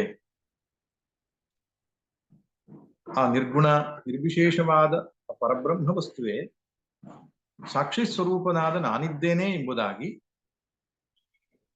ಪ್ರತ್ಯೇಕ ಅಭಿನ್ನ ಪರಬ್ರಹ್ಮ ವಸ್ತುವನ್ನ ತಿಳಿದುಕೊಂಡರೆ, ಪ್ರತ್ಯಕ್ ಅಭಿನ್ನ ಅಂದ್ರೆ ತನ್ನ ಒಳಗಡೆ ಇರುವ ಸಾಕ್ಷಿ ಚೈತನ್ಯಕ್ಕೆ ಬೇರೆಯಲ್ಲದ ಪರಬ್ರಹ್ಮ ವಸ್ತುವೇ ನಾನೆಂಬುದಾಗಿ ಅರಿತುಕೊಂಡರೆ ತನ್ ಮೃತ್ಯು ಮುಖ ಪ್ರಮುಚ್ಯತೆ, ಅಂಥವನು ಮೃತ್ಯುವಿನ ಮುಖದಿಂದ ಪ್ರಮುಚ್ಯತೆ ಬಿಡುಗಡೆ ಆಗ್ತಾನೆ. ಮೃತ್ಯು ಮುಖ ಅಂದ್ರೆ ಸಾವು ಅಂತ ಅರ್ಥ. ಮೃತ್ಯುವಿನ ದವಡೆಯಿಂದ ಬಿಡುಗಡೆ ಆಗ್ತಾನೆ. ಈ ಮಾತನ್ನ ಯಾರು ಹೇಳ್ತಿದ್ದಾರೆ? ಮೃತ್ಯುವಿಗೆ ಅಧಿಪತಿಯಾದ ಅಭಿಮಾನಿ ದೇವತೆಯಾದ ಯಮಧರ್ಮನೇ ಹೇಳ್ತಿದ್ದ. ಅಂಥವ್ರು ನನ್ನ ಹಿಡಿತಕ್ಕೆ ಸಿಗೋದಿಲ್ಲ ಅಂತ. ಇದಕ್ಕಿಂತ ದೊಡ್ಡ ಪ್ರಮಾಣ ಏನ್ ಬೇಕು? ಆತ್ಮಜ್ಞಾನಿಯಾದವನಿಗೆ ಮರಣ ಭಯವಿಲ್ಲ ಎಂಬುದಕ್ಕೆ ಮೃತ್ಯುವೇ ಸರ್ಟಿಫಿಕೇಟ್ ಕೊಟ್ಬಿಡ್ತಿದ್ದಾನೆ. ನೀವು ಸಾವಿಗೆ ಹೆದರುವ ಅವಶ್ಯಕತೆ ಇಲ್ಲ, ಸಾವಿನ ದವಡೆಯಿಂದ ದಾಟುತ್ತೀರಿ ನೀವು ಅಂತ. ಯಾರು ಆತ್ಮಸ್ವರೂಪವನ್ನು ಯಥಾರ್ಥವಾಗಿ ಕಂಡುಕೊಂಡಿದ್ದಾರೋ ಅಂತ. ನಾವು ನೋಡ್ತೇವಲ್ಲ, ಆತ್ಮಜ್ಞಾನಿಗಳು ಸಾಯುವುದನ್ನು ನೋಡ್ತಿದ್ದೇವಲ್ಲ ಅಂತ ಕೆಲವರು ಕೇಳ್ಬೋದು. ಅದು ಹೇಗಪ್ಪ ಅಂದ್ರೆ, ಈ ಪರೀಕ್ಷಿತ ಮಹಾರಾಜನಿಗೆ ಶುಕ ಮಹರ್ಷಿಗಳು ಭಾಗವತ ಉಪದೇಶ ಮಾಡಿದ್ರು. ಅವನಿಗೆ ಶಾಪ ಇತ್ತು. 7 ದಿನಗಳಲ್ಲಿ ತಕ್ಷಕ ಬಂದು ಅವನನ್ನ ಕಚ್ಚಿ ಸಾಯಿಸುವಂತ ಒಂದು ಶಾಪ. 7 ದಿನ ಭಾಗವತ ಶ್ರವಣ ಮಾಡಿದ ಮೇಲೆ ತಕ್ಷಕ ಬಂದು ಕಚ್ಚುತ್ತಾನೆ. ಅವನ ದೇಹ ಅನ್ನುವಂಥದ್ದು ಸುಟ್ಟು ಹೋಗುತ್ತೆ, ಉರಿದು ಹೋಗುತ್ತೆ, ಬೂದಿ ಆಗ್ತದೆ. ಕೆಲವರು ಕೇಳ್ಬೋದು, ಹಾಗಾದ್ರೆ ಭಾಗವತ ಕೇಳಿ ಏನ್ ಪ್ರಯೋಜನ, ಸತ್ತೋದ್ನಲ್ಲ ಅಂತ ಪರೀಕ್ಷೆ. ಆದ್ರೆ ಭಾಗವತ ಸ್ಪಷ್ಟವಾಗಿ ಹೇಳುತ್ತೆ, ಸಾವು ಬರುವುದಕ್ಕಿಂತ ಮುಂಚೆ ಅವನ ಮನಸ್ಸು ವಿಷ್ಣುವಿನಲ್ಲಿ ಸ್ಥಿತವಾಗಿತ್ತು ಅಂತ. ವಿಷ್ಣು ಅಂದ್ರೆ ಆತ್ಮ. ಆತ್ಮನಲ್ಲಿಯೇ ಅವನ ಮನಸ್ಸು ಒಂದಾಗಿ ಬಿಟ್ಟಿತ್ತು. ಉಪದೇಶ ಕೊಟ್ಟವರು ಯಾರು? ಶುಕರು. ಬ್ರಹ್ಮಜ್ಞಾನಿಯಾದ ಶುಕ ಮಹರ್ಷಿಗಳು ಆ ವಿಷ್ಣು ತತ್ವದ ಸಗುಣ ನಿರ್ಗುಣ ಎರಡೂ ತತ್ವದ ಉಪದೇಶ ಭಾಗವತದಲ್ಲಿ. ಸಗುಣ ಪ್ರಧಾನವಾಗಿ ಭಕ್ತಿಯನ್ನ ಉತ್ಪತ್ತಿ ಮಾಡುವುದಕ್ಕೆ ಹೇಳಿದ್ರು, ಅಲ್ಲಲ್ಲಿ ನಿರ್ಗುಣ ತತ್ವದ ಉಪದೇಶವು ಸಾಕಷ್ಟು ಸಿಗುತ್ತೆ. ಆದ್ದರಿಂದ ಶುಕರ ಉಪದೇಶದಿಂದಾಗಿ ಪರೀಕ್ಷಿತನಿಗೆ ಆತ್ಮಜ್ಞಾನವಾಗಿತ್ತು. ಆದ್ರಿಂದ ಆತ್ಮನಲ್ಲಿಯೇ ನೆಲೆ ನಿಂತು ಬಿಟ್ಟಿದ್ದವು. ಆಮೇಲೆ ಶರೀರ ಅನ್ನುವಂಥದ್ದು ಅವನಿಗಿಂತ ಬೇರೆಯಾಗಿತ್ತು. ಅದು ಪಂಚಭೂತಾತ್ಮಕವಾದ ಪ್ರಕೃತಿಗೆ ಸೇರಿದಂತಹ ವಸ್ತು. ಅದು ಬೂದಿ ಆಯ್ತು. ಆದ್ರೆ ಆತ್ಮಸ್ವರೂಪದಲ್ಲಿ ನೆಲೆ ನಿಂತ ನಾವು ಯಾವನನ್ನು ಪರೀಕ್ಷಿತ ಅಂತ ಕರಿತೇವೆ, ಯಾವ ಪರೀಕ್ಷಿತನು ನಾನು ನಾನು ಅಂತ ಕರೆದುಕೊಳ್ತಾ ಇತ್ತು, ಆ ನಾನು ಅನ್ನುವಂಥದ್ದು ಅವನ ಮಟ್ಟಿಗೆ ಸರ್ವವ್ಯಾಪಕವಾದ ಪರಬ್ರಹ್ಮ ವಸ್ತುವೇ ಆಗಿಬಿಟ್ಟಿತ್ತು. ಆದ್ರಿಂದ ಅಕಸ್ಮಾತ್ ಪರೀಕ್ಷಿತ ಹೇಳಿದ್ರೆ ನೀನು ಸಾವು ಬಂತಲ್ಲ ನಿನಗೆ ಅಂತ ಹೇಳಿದ್ರೆ ಅವನು ಹೇಳ್ತಿದ್ದ, ನಾನು ಸಾಯ್ಲಿಲ್ಲ, ಶರೀರ ಸತ್ತಿತು ಅಂತ. ಆದ್ರಿಂದ ಸಾವು ಅನ್ನುವಂಥದ್ದು ಶರೀರಕ್ಕೆ ಇದ್ದೇ ಇದೆ. ಅದು ಜ್ಞಾನಿಯ ಶರೀರವೇ ಆಗಲಿ, ಅವತಾರದಿಂದ ಬಂದಂತ ಶರೀರವೇ ಆಗಲಿ. ಅವತಾರಕ್ಕೆ ವಾಸ್ತವವಾಗಿ ಅದು ಪಂಚಭೂತಾತ್ಮಕವಾದ ಶರೀರ ಅಲ್ಲ, ಮಾಯಿಕವಾದ ಶರೀರ. ಅದು ಕೂಡ ನಷ್ಟವಾಗುತ್ತಲ್ಲ. ಮಾಯೆ ಪರಿಧಿಯೊಳಗೆ ಯಾವ್ಯಾವ್ದು ಬರ್ತದೋ ಅದೆಲ್ಲವೂ ಕೂಡ ಕಾಲಗತಿಯಲ್ಲಿ ನಾಶವನ್ನು ಹೊಂದಲೇಬೇಕು. ಹೀಗಿರುವುದರಿಂದ ಸ್ಥೂಲ ಶರೀರ ಅನ್ನುವಂಥದ್ದು ನಷ್ಟವಾದ್ದು ಕಾಣಿಸ್ತದೆ. ಆದ್ರೆ ಅವನ ಅಭಿಮಾನ ಸ್ಥೂಲ ಶರೀರದಲ್ಲಿ ಇರೋದಿಲ್ಲ, ಸೂಕ್ಷ್ಮ ಶರೀರದಲ್ಲಿ ಇರೋದಿಲ್ಲ. ಸರ್ವವ್ಯಾಪಕವಾದಂತಹ ಆ ಚೈತನ್ಯ ವಸ್ತುವಿನಲ್ಲಿಯೇ, ಪರಬ್ರಹ್ಮ ವಸ್ತುವಿನಲ್ಲಿಯೇ ಅವನ ತಾದಾತ್ಮ್ಯ ಇರುವುದರಿಂದ, ನಾನು ಅಂದ್ರೆ ಎಲ್ಲೆಲ್ಲೂ ತುಂಬಿಕೊಂಡಿರುವ, ಹುಟ್ಟು ಸಾವುಗಳನ್ನು ಮೀರಿದ ಆ ಬ್ರಹ್ಮವಸ್ತುವೇ ಎಂಬುದಾಗಿ ಅವನು ತಿಳಿದುಕೊಂಡಿದ್ರಿಂದ ಅದಕ್ಕೆ ಸಾವಿಲ್ಲ ಅಂತ. ಆದ್ದರಿಂದ ಮೃತ್ಯು ಮುಖದಿಂದ ಬಿಡುಗಡೆಯಾಗ್ತಾನೆ ಅಂದ್ರೆ ಸತ್ತ ಮೇಲಲ್ಲ, ಸತ್ತ ಮೇಲೆ ಔಪಚಾರಿಕವಾಗಿ, ಪ್ರಧಾನವಾಗಿ ಬದುಕಿರುವಾಗಲೇ ಮೃತ್ಯು ಮುಖದಿಂದ ಬಿಡುಗಡೆ ಆಗ್ತಾನೆ. ಬದುಕಿರುವಾಗ ಮೃತ್ಯು ಬರುವುದು ಹೇಗೆ ಅಂದ್ರೆ, ಈ ಕಾಮ ಕರ್ಮ ಸುಖ ದುಃಖ ಎಂಬಂತಹ ಈ ದ್ವಂದ್ವ ಏನಿದೆ, ಇದೇ ಮೃತ್ಯು. ಒಂದು ರೀತಿಯ ಪ್ರತಿ ಕ್ಷಣವೂ ಮನುಷ್ಯ ಸಾಯ್ತಾ ಇರ್ತಾನೆ, ದುಃಖದಿಂದಾಗಿ, ಅವಮಾನದಿಂದಾಗಿ, ಬೇಸರದಿಂದಾಗಿ. ಈ ಎಲ್ಲ ರೀತಿಯ ಮೃತ್ಯು ಏನಿದೆ ಜೀವನ್ಮುಕ್ತನಿಗೆ ಇಲ್ಲವಾಗುತ್ತೆ. ಕೊನೆಗೆ ದೇಹ ಬಿದ್ದು ಹೋಗುವುದು ಒಂದು ಮೃತ್ಯು. ಆ ದೇಹ ಬಿದ್ದು ಹೋಗುವ ಮೃತ್ಯುವು ಕೂಡ ಅದೊಂದು ತೋರಿಕೆಯಾಗಿ ಉಪಚಾರವಾಗಿ ಇರುತ್ತೆಯೇ ಹೊರತು ವಾಸ್ತವವಾಗಿ ಅವನಿಗೆ ಮೃತ್ಯು ಎನ್ನುವಂಥದ್ದು ಮುಟ್ಟುವುದೇ ಇಲ್ಲ ಎಂಬುದಾಗಿ ಉಪನಿಷತ್ತು ಸ್ಪಷ್ಟವಾಗಿ ಹೇಳುತ್ತೆ. ಇಷ್ಟು ವಿಷಯವನ್ನು ತಿಳಿಸಿಕೊಟ್ಟ ಮೇಲೆ ಮುಂದಿನ 2 ಮಂತ್ರಗಳಲ್ಲಿ 3ನೇ ವಲ್ಲಿಯ ಉಪಸಂಹಾರ, ಅಂದ್ರೆ ಮೊದಲನೇ ಅಧ್ಯಾಯದ 3ನೇ ವಲ್ಲಿಯ ಮುಕ್ತಾಯ ಅನ್ನುವಂಥದ್ದು ಇದೆ. ಮಂತ್ರ ಸಂಖ್ಯೆ 16 ಮತ್ತು 17 ಈ 2 ಮಂತ್ರಗಳು ಈ ವಲ್ಲಿಯ ಮುಕ್ತಾಯವನ್ನು ಹೇಳುತ್ತೆ. ನಾಚಿಕೇತಮುಪಾಖ್ಯಾನಂ ಮೃತ್ಯುಪ್ರೋಕ್ತಗಂ ಸನಾತನಂ ಉಕ್ತ್ವಾ ಶುತ್ವಾ ಚ ಮೇಧಾವಿ ಬ್ರಹ್ಮಲೋಕೆ ಮಹೀಯತೆ. ಈ ಮಂತ್ರದಲ್ಲಿ ಆತ್ಮಜ್ಞಾನದ ಪ್ರಶಂಸೆಯನ್ನ ಮಾಡುತ್ತಾ ಅದರ ಫಲವನ್ನು ಕೂಡ ಹೇಳಿದೆ. ನಾಚಿಕೇತಂ ಉಪಾಖ್ಯಾನಂ ಮೃತ್ಯುಪ್ರೋಕ್ತಗಂ ಸನಾತನಂ. ಈ ಜ್ಞಾನದ ವಿಶೇಷತೆ ಏನಪ್ಪಾ ಅಂದ್ರೆ, ಇದು ನಚಿಕೇತನಿಗೆ ಹೇಳಿದ್ದು. ಆದ್ದರಿಂದ ನಾಚಿಕೇತಂ, ನಚಿಕೇತಸ ಪ್ರಾಪ್ತಂ, ನಚಿಕೇತನಿಂದ, ಶಿಷ್ಯನಾದ ನಚಿಕೇತನಿಂದ ಪ್ರಾಪ್ತವಾದದ್ದು, ಯೋಗ್ಯವಾದ ಶಿಷ್ಯ, ಶ್ರೇಷ್ಠವಾದ ಶಿಷ್ಯನಿಗೆ ಇದು ದೊರಕಲ್ಪಟ್ಟಿದೆ. ಆದ್ದರಿಂದ ಸಾಮಾನ್ಯದವರಿಗೆ ಕೊಡುವಂಥದ್ದಲ್ಲ, ಶ್ರೇಷ್ಠರಾದವರಿಗೆ ನೀಡುವಂಥದ್ದಾದ್ದರಿಂದ ಶ್ರೇಷ್ಠವಾದ ಜ್ಞಾನ ಆಯ್ತಿದೆ. ಇನ್ನು ಉಪಾಖ್ಯಾನಂ ಅಂತ ಹೇಳಿದ್ರೆ ಇದು ಕಥೆ. ಆಖ್ಯಾನ, ಉಪಾಖ್ಯಾನ ಅಂದ್ರೆ ವಲ್ಲಿತ್ರಯ ಲಕ್ಷಣವಾಗಿರತಕ್ಕಂಥದ್ದು, 3 ವಲ್ಲಿಗಳಲ್ಲಿ ವಿವರಿಸಿರತಕ್ಕಂಥದ್ದು. ಇದು ಕಥೆಯೂ ಇದೆ ಆರಂಭದಲ್ಲಿ, ಉಪದೇಶ ಇದೆ ಪ್ರಧಾನವಾಗಿ. ಕಥೆ ಮತ್ತು ಉಪದೇಶಾತ್ಮಕವಾದಂತಹ ವಲ್ಲಿತ್ರಯ ಲಕ್ಷಣವಾಗಿರತಕ್ಕಂತಹ ಈ ಅಧ್ಯಾಯದ ಭಾಗ ಏನಿದೆ ಅದನ್ನು ಉಪಾಖ್ಯಾನ ಅಂತ ಕರೆದಿದ್ದಾರೆ. ಮೃತ್ಯು ಪ್ರೋಕ್ತಗಂ, ಮೃತ್ಯು ಅಂದ್ರೆ ಯಮ, ಮೃತ್ಯುನಾ ಪ್ರೋಕ್ತ, ಆಚಾರ್ಯ ಯಮಧರ್ಮನು ಹೇಳಿರ್ತಕ್ಕಂಥದ್ದು. ಆದ್ರಿಂದ ಗುರುವು ಕೂಡ ಲೌಕಿಕವಾದ ಗುರು ಅಲ್ಲ, ಅಲೌಕಿಕವಾದ ಗುರು. ಮೃತ್ಯುವಿನ ಅಧಿಪತಿ ಮೃತ್ಯುವನ್ನು ಗೆಲ್ಲುವ ಉಪಾಯವನ್ನು ಹೇಳಿಕೊಡ್ತಾ ಇದ್ದಾನೆ. ಆದ್ದರಿಂದ ಅವನ ಮಾತಿನ ಮೇಲೆ ಸಂಪೂರ್ಣ ವಿಶ್ವಾಸ ಇಡಬಹುದು. ಬೇರೆ ಯಾರೋ ಹೇಳಿದ್ರೆ ನೋಡಪ್ಪ, ಆತ್ಮಜ್ಞಾನದಿಂದ ಮೃತ್ಯು ಬರಲ್ಲ ಅಂತ ಹೇಳಿದ್ರೆ ಯೋಚನೆ ಮಾಡಬಹುದೇನೋ. ಆದ್ರೆ ಮೃತ್ಯುವೇ ಹೇಳ್ತಿದ್ದಾನೆ, ನೋಡಪ್ಪ, ಈ ಜ್ಞಾನವನ್ನ ನೀನು ಪಡೆದುಕೊಂಡ್ರೆ ನಿನಗೆ ಸಾವು ಬರಲ್ಲ ಅಂತ. ಅದರಿಂದ ಜ್ಞಾನದ ಶ್ರೇಷ್ಠತೆಯನ್ನ ಹೇಳ್ತಾ ಇದೆ. ಅಷ್ಟೇ ಅಲ್ಲ, ಸನಾತನಂ ಎಂಬ ಮಾತು ಹೇಳ್ತಾರೆ. ಸನಾತನಂ ಅಂತ ಹೇಳಿದ್ರೆ ಸನಾ ಆತನೋತಿ ಇತಿ ಸನಾತನಂ. ಸನಾ ಎಂಬುದು ಒಂದು ಅವ್ಯಯ, ಯಾವಾಗಲೂ ಅಂತ ಅರ್ಥ. ಯಾವಾಗಲೂ ಇರುವಂಥದ್ದು ಸನಾತನ ಅಂತ ಅರ್ಥ. ಸನಾತನ ಧರ್ಮ ಅಂದ್ರೆ ಹಾಗೆ ಅದರ್ಥ.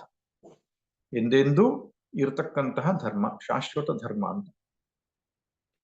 ಈ ಜ್ಞಾನವೂ ಕೂಡ ಸನಾತನವಾದದ್ದು ಅಂತ. ಇದಕ್ಕೆ ಆದಿ ಮತ್ತು ಅಂತ್ಯಗಳಿಲ್ಲ. ನಮ್ಮಲ್ಲಿ ಈ ವೇದದ ಜ್ಞಾನವನ್ನ ಶಾಶ್ವತ ಜ್ಞಾನ ಎಂಬುದಾಗಿ ಕರಿತೇವೆ. ಇದು ಯಾವಾಗಲೂ ಯಾರೋ ಹುಟ್ಟು ಹಾಕಿದ್ದಲ್ಲ, ಯಾವಾಗಲೂ ಯಾರೋ ಕಂಡುಕೊಂಡಿದ್ದಲ್ಲ, ಅನ್ವೇಷಣೆ ಮಾಡಿದ್ದಲ್ಲ, ಹೊಸದಾಗಿ ಬಂದಿರತಕ್ಕಂಥದ್ದಲ್ಲ. ಇದು ಸನಾತನ ಅಂದ್ರೆ ಯಾವಾಗಲೂ ಇದ್ದದ್ದು ಅಂತ. ಮತ್ತು ಇದು ನಾಶವಿಲ್ಲದ್ದು ಅಂತ. ಈ ಜ್ಞಾನ ನಾಶವಿಲ್ಲದ್ದು. ನಾವು ಪುಸ್ತಕಗಳನ್ನು ಬೇಕಾದ ನಾಶ ಮಾಡಬಹುದು, ಜ್ಞಾನ ನಾಶ ಮಾಡ್ಲಿಕ್ಕೆ ಆಗಲ್ಲ. ಯಾಕೆ? ಇದು ತ್ರೈಕಾಲಿಕ ಸತ್ಯ. ಯಾವುದು ಸತ್ಯವೋ ಅದು ನಾಶ ಹೇಗಾಗ್ತದೆ? ಅಸತ್ಯ ನಾಶವಾಗ್ತದೆ, ಸತ್ಯಕ್ಕೆ ಎಂದು ನಾಶ ಇಲ್ಲ. ಅದರಿಂದ ತ್ರಿಕಾಲ ಅಬಾಧಿತವಾದಂತಹ ಈ ಪರಮ ಸತ್ಯ ಏನಿದೆ, ವೈದಿಕ ಜ್ಞಾನ ಎಂಬುದಾಗಿ, ವೇದದಿಂದ ತಿಳಿಯಲ್ಪಟ್ಟಂತಹ ಈ ಜ್ಞಾನ. ಉಪನಿಷತ್ತು ಅಂದ್ರೆ ವೇದದ ಭಾಗವೇ ಆಯ್ತಲ್ಲ.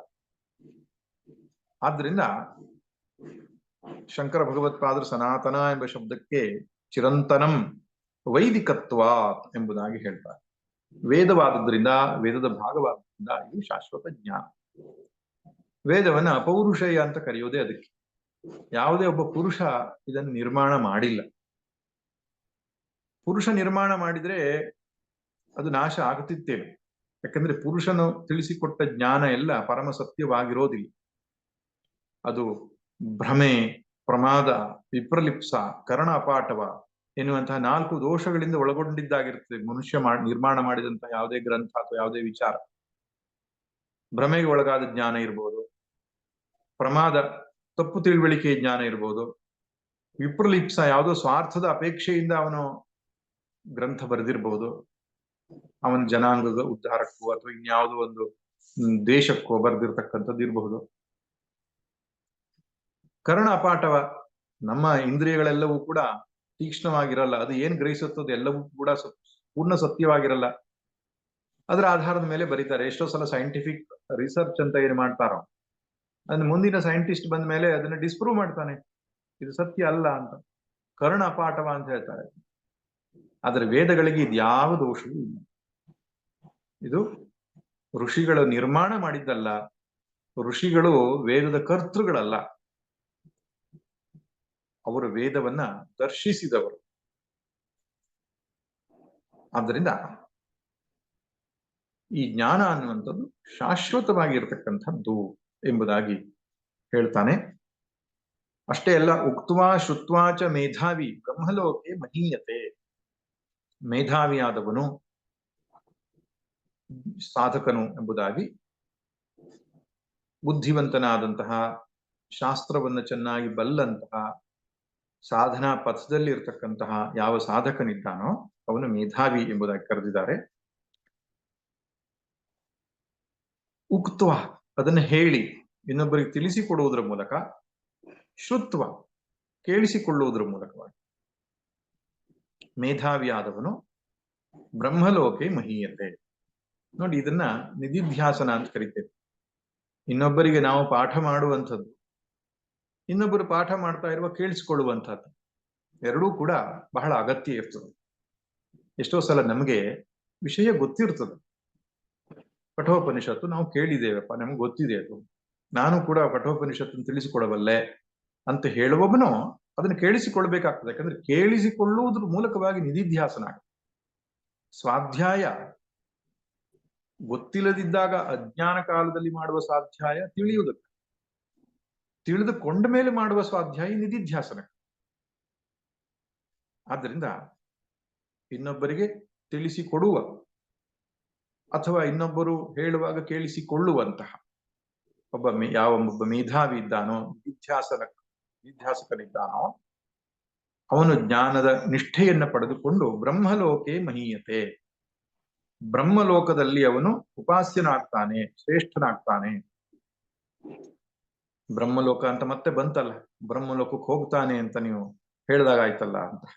ಇಲ್ಲಿ ಬ್ರಹ್ಮೈವ ಲೋಕಃ ಬ್ರಹ್ಮಲೋಕಃ ಅಂತ ಶಂಕರರು ಬರೀತಾರೆ. ಬ್ರಹ್ಮೈವ ಲೋಕಃ, ಯಾವುದೋ ಒಂದು ಲೋಕ ಅಲ್ಲ, ಅದು ಬ್ರಹ್ಮವೇ ಲೋಕ,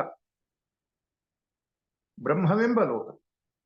ಅಂದ್ರೆ ಪರಬ್ರಹ್ಮದ ಸ್ಥಿತಿಯಲ್ಲಿ ನೆಲೆ ನಿಂತು ಜ್ಯೇಷ್ಠನಾಗ್ತಾನೆ, ಶ್ರೇಷ್ಠನಾಗ್ತಾನೆ, ಉಪಾಸ್ಯನಾಗ್ತಾನೆ, ತನ್ನ ಸ್ವಸ್ವರೂಪ ಪ್ರಾಪ್ತಿಯಾಗತ್ತೆ ಎಂಬುದು ಬ್ರಹ್ಮಲೋಕೆ ಮಹೀಯತೆ ಎಂಬ ಮಾತಿಗೆ ಅರ್ಥ. ಇನ್ನೊಂದು ಅರ್ಥವನ್ನು ಮಾಡಬಹುದು. ಯಾವ ವ್ಯಕ್ತಿ ತೀವ್ರವಾಗಿ ನಿಧಿಧ್ಯಾಸನವನ್ನು ಮಾಡಿದ್ದಾನೋ ಅವನಿಗೆ ಇಹ ಜನ್ಮದಲ್ಲಿ ಜ್ಞಾನ ಪ್ರಾಪ್ತಿ ನಿಷ್ಠೆ ಪ್ರಾಪ್ತಿ ಆಗದೇ ಇರಬಹುದು. ಯಾವುದೇ ಒಂದು ಪ್ರತಿಬಂಧಕದಿಂದಾಗಿ ನಿಷ್ಠೆ ಪ್ರಾಪ್ತಿ ಆಗದೇ ಇದ್ದಾಗ ಅವನು ಬ್ರಹ್ಮಲೋಕಕ್ಕೆ ಹೋಗಿ ಚತುರ್ಮುಖ ಬ್ರಹ್ಮನೊಟ್ಟಿಗೆ ಮೋಕ್ಷವನ್ನು ಪಡೆಯತಕ್ಕಂಥದ್ದು ಕೂಡ ಕ್ರಮ ಮುಕ್ತಿ ಎಂಬುದಾಗಿ ಕೂಡ ಇನ್ನೊಂದು ವ್ಯವಸ್ಥೆ ಇದೆ. ಅದರ ಮುಖ್ಯ ಮುಕ್ತಿ ಯಾವ್ದಪ್ಪ ಅಂದ್ರೆ ಜೀವನ್ ಮುಕ್ತಿ, ಅದನ್ನೇ ಇಲ್ಲಿ ಹೇಳಿದ್ದಾರೆ. ಇನ್ನು ಕೊನೆಯ ಮಂತ್ರ, ಇದರ ಪಾರಾಯಣವನ್ನ ಮಾಡೋದ್ರಿಂದ, ಕಠೋಪನಿಷತ್ತಿನ ಪಾರಾಯಣದಿಂದ ಏನ್ ಫಲ ಎಂಬುದಾಗಿ ಹೇಳುತ್ತೆ. ಕಠೋಪನಿಷತ್ತಿನ ಜ್ಞಾನದ ಫಲ ಹೇಳಿ ಆಯ್ತು, ಇನ್ನು ಪಾರಾಯಣಕ್ಕೂ ಒಂದು ಫಲವನ್ನು ಹೇಳ್ತಾರೆ. ಯ ಇಮಂ ಪರಮಂ ಗುಹ್ಯಂ ಶ್ರಾವಯೇದ್ ಬ್ರಹ್ಮ ಸಂಸದಿ ಪ್ರಯತ ಶ್ರಾದ್ಧ ಕಾಲೇವ ತದಾನಂತ್ಯಾಯ ಕಲ್ಪತೆ ತದಾನಂತ್ಯಾಯ ಕಲ್ಪತ ಇತಿ. ತದಾನಂತ್ಯಾಯ ಕಲ್ಪತೆ ತದಾನಂತ್ಯಾಯ ಕಲ್ಪತೆ ಅಂತ 2 ಸಲ ಹೇಳಿದೆ. ಈ 2 ಸಲ ಹೇಳಿರತಕ್ಕಂತಹದ್ದು ದುರ್ವಚನಂ, ಅಧ್ಯಾಯ ಪರಿಸಮಾಪ್ತ್ಯರ್ಥ, ಅಧ್ಯಾಯ ಮುಗಿಯಿತು ಅಂತ ಪ್ರಾಚೀನರು ಹೇಳೋ ಪ್ರಕ್ರಿಯೆ ಏನಪ್ಪ, 2 ಸಲ ಹೇಳ್ಬಿಡೋದು ಕೊನೆ, ಅಂದ್ರೆ ಆ ಅಧ್ಯಾಯ ಅಲ್ಲಿಗೆ ಮುಗಿಯಿತು ಅಂತ ಅರ್ಥ. ಆದ್ರಿಂದ 2 ಸಲ ಹೇಳಿದೆ. ಇನ್ನು ಯ ಇಮಂ ಪರಮಂಗುಹ್ಯಂ, ಕಠೋಪನಿಷತ್ತಿನಲ್ಲಿ ತಿಳಿಸಿರುವ ಪ್ರಥಮ ಅಧ್ಯಾಯದ ವಲ್ಲಿತ್ರಯದಲ್ಲಿ ತಿಳಿಸಿರತಕ್ಕಂತಹ ಈ ಜ್ಞಾನ ಇದೆ, ಪರಮಂಗುಹ್ಯಂ, ಅದು ಶ್ರೇಷ್ಠವಾದ ರಹಸ್ಯ ಎಂಬುದಾಗಿ ಹೇಳುತ್ತೆ. ರಹಸ್ಯ ಯಾಕೆ ಎಂಬುದಾಗಿ ನಾವು ಹಿಂದಿನ ತರಗತಿಯಲ್ಲಿ ನೋಡಿದ್ದೇವೆ. ರಹಸ್ಯ ಎಂಬ ಶಬ್ದಕ್ಕೆ ಏನರ್ಥ? ಗುಹ್ಯಾತಿ ಗುಹ್ಯ ಇದೆ, ರಾಜವಿದ್ಯಾ ರಾಜಗುಹ್ಯ ಇದೆ. ಯಾಕೆಂದ್ರೆ ಹೇಳಿದ್ರು ಅರ್ಥ ಆಗಲ್ಲ.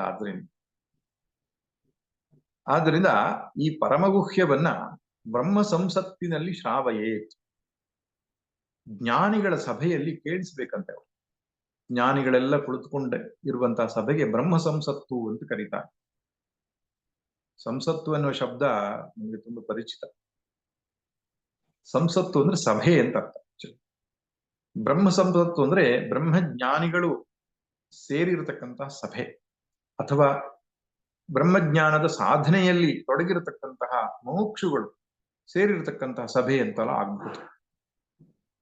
ಅಂತಹ ಸಭೆಯಲ್ಲಿ ಈ ಉಪನಿಷತ್ ವಿಚಾರವನ್ನ ಕೇಳಿಸಿದರೆ ಅದು ಅನಂತ್ಯಾಯ ಕಲ್ಪತೆ, ಅದರ ಫಲ ಅನಂತವಾಗುತ್ತೆ. ಅಂದ್ರೆ ನಾವು ಬ್ರಹ್ಮ ಸಂಸತ್ತನ್ನ ಯಾವುದಕ್ಕೂ ಒಂದು ಸೇರಿಸ್ತೇವಲ್ಲ, ಆಕ್ಚುಲಿ ಒಂದು ಸಭೆ ಸೇರುವಂಥದ್ದು ಏನಿದೆ ಅದೊಂದು ಯಜ್ಞ ಎಂಬುದಾಗಿ ಪ್ರಾಚೀನರು ಪರಿಗಣಿಸ್ತಾ ಇದ್ರು. ಈಗಿನ ಕಾಲದಲ್ಲಿ ಸ್ವಲ್ಪ ಕಡಿಮೆ ಆಗಿದೆ. ಹಿಂದೆ ಯಾವುದೇ ಯಜ್ಞ ನಡೆದರೂ ಕೂಡ ಅಲ್ಲಿ ಬ್ರಹ್ಮ ಸಂಸತ್ತು ಅನ್ನುವಂಥದ್ದು ಇರ್ಬೇಕಿತ್ತು. ಅಲ್ಲಿ ಧರ್ಮದ ಚರ್ಚೆ, ಬ್ರಹ್ಮದ ಚರ್ಚೆ, ಭಕ್ತಿಯ ಚರ್ಚೆಗಳಾಗಬೇಕಿತ್ತು. ಅದು ಯಜ್ಞದ ಒಂದು ಅಂಗವೇ. ಅದರಿಂದಲೂ ಕೂಡ ಫಲ ಇದೆ, ಪುಣ್ಯ ಫಲ ಇದೆ. ಸತ್ಸಂಗದಲ್ಲೂ ಪುಣ್ಯದ ಫಲ ಇದೆ ಅಂತ ಇವತ್ತು ನಾವು ಅದನ್ನು ತುಂಬಾ ಜನರಿಗೆ ಮನವರಿಕೆ ಮಾಡ್ಕೊಳ್ಬೇಕು. ಸತ್ಸಂಗದಲ್ಲಿ ಕುಳಿತುಕೊಂಡು ಕೇಳಿಸ್ಕೊಳ್ಳೋದು, ಮನೆಯಲ್ಲಿ ಸತ್ಸಂಗಗಳನ್ನ ಆಯೋಜನೆ ಮಾಡೋದು, ನಾವು ಸತ್ಸಂಗಗಳನ್ನು ಮಾಡೋದು, ಇದೆಲ್ಲವೂ ಕೂಡ ಪುಣ್ಯ ಫಲವನ್ನು ಕೊಡುವ ವಿಷಯ ಆಗಿದೆ. ಮನೆಯಲ್ಲಿ ಹೋಮ ಮಾಡಿದ್ರೆ ಮಾತ್ರ ಪುಣ್ಯ ಬರುತ್ತೆ ಅಂತ ಜನ ತಿಳ್ಕೊಂಡಿದ್ದಾರೆ. ಇಲ್ಲ, ನಿಮ್ಮ ಮನೆಯಲ್ಲಿ ಸತ್ಸಂಗಗಳನ್ನು ಮಾಡಿ, ಆಧ್ಯಾತ್ಮಿಕವಾದಂತಹ ಧಾರ್ಮಿಕ ವಿಚಾರ, ಭಕ್ತಿಗೆ ಸಂಬಂಧಪಟ್ಟಂತಹ ಚರ್ಚೆಗಳು ಎಲ್ಲಿ ನಡೆಯುತ್ತೋ ಅದೊಂದು ಯಜ್ಞ ನಡೆದ ಹಾಗೆ. ಅದಕ್ಕೊಂದು ಪುಣ್ಯ ಅನ್ನುವಂಥದ್ದು ಬೇಕಲ್ಲ, ಅಥವಾ ಅದಕ್ಕೊಂದು ಫಲ ಅನ್ನುವಂಥದ್ದು ಇದ್ದೇ, ಅದು ಸಕಾಮವಾಗಲಿ ನಿಷ್ಕಾಮವಾಗಲಿ ಅದು ಅನಂತ್ಯಾಯ ಕಲ್ಪ, ಅನಂತವಾಗುತ್ತದೆ ಅಂತ. ಬ್ರಹ್ಮ ಸಂಸತ್ತಲ್ಲಿ ಉಪನಿಷತ್ತಿನ ವಿಚಾರವನ್ನು ಹೇಳಿದ್ರೆ ಅದು ಅತಿಶಯವಾದ ಫಲವನ್ನು ಕೊಡುತ್ತದೆ. ನೀವು ಯಾವೊಂದು ಉದ್ದೇಶದಿಂದ ಯಜ್ಞವನ್ನ ಆಯೋಜಿಸಿದ್ದೀರೋ ಆ ಯಜ್ಞ ಅತಿಶಯವಾದ ಫಲವನ್ನು ಕೊಡುತ್ತದೆ. ಅಷ್ಟೇ ಅಲ್ಲ, ಪ್ರಯತ ಶ್ರಾದ್ದ ಕಾಲೇವ, ಶುಚಿರ್ಭೂತನಾಗಿ ಶ್ರಾದ್ದ ಕಾಲದಲ್ಲಿ ಕಠೋಪನಿಷತ್ತನ್ನ ಪಠಿಸುವುದರಿಂದ, ಕೇವಲ ಪಠಣೆ ಅಷ್ಟೇ ಅಲ್ಲ, ಅದರ ಅರ್ಥಾನುಸಂಧಾನ, ಮಂತ್ರಗಳನ್ನು ಹೇಳ್ತಾ ಅದರ ಅರ್ಥಚಿಂತನೆಯನ್ನ ಮಾಡಿದ್ರೆ ಆ ಶ್ರಾದ್ದ ಅನ್ನೋದು ಕೂಡ ಅನಂತವಾಗತ್ತೆ, ಶ್ರೇಷ್ಠವಾಗತ್ತೆ, ಅತಿಶಯವಾಗತ್ತೆ ಅಂತ. ಪಿತೃದೇವತೆಗಳು ಇದಕ್ಕೋಸ್ಕರನೇ ಕಾಯ್ತಾ ಇರ್ತಾರೆ. ಯಾರಾದರೂ ಒಬ್ರು ಬಂದು ನಮಗೆ ಮೋಕ್ಷವನ್ನು ಕೊಡ್ಲಿ ಅಂತ. ಆದ್ದರಿಂದ ಪಿತೃದೇವತೆಗಳಲ್ಲ, ಪಿತೃಗಳು. ಸೊ ಪಿತೃಗಳ ಉದ್ದೇಶವಾಗಿ ಮಾಡತಕ್ಕಂತಹ ಈ ಶ್ರಾದ್ದ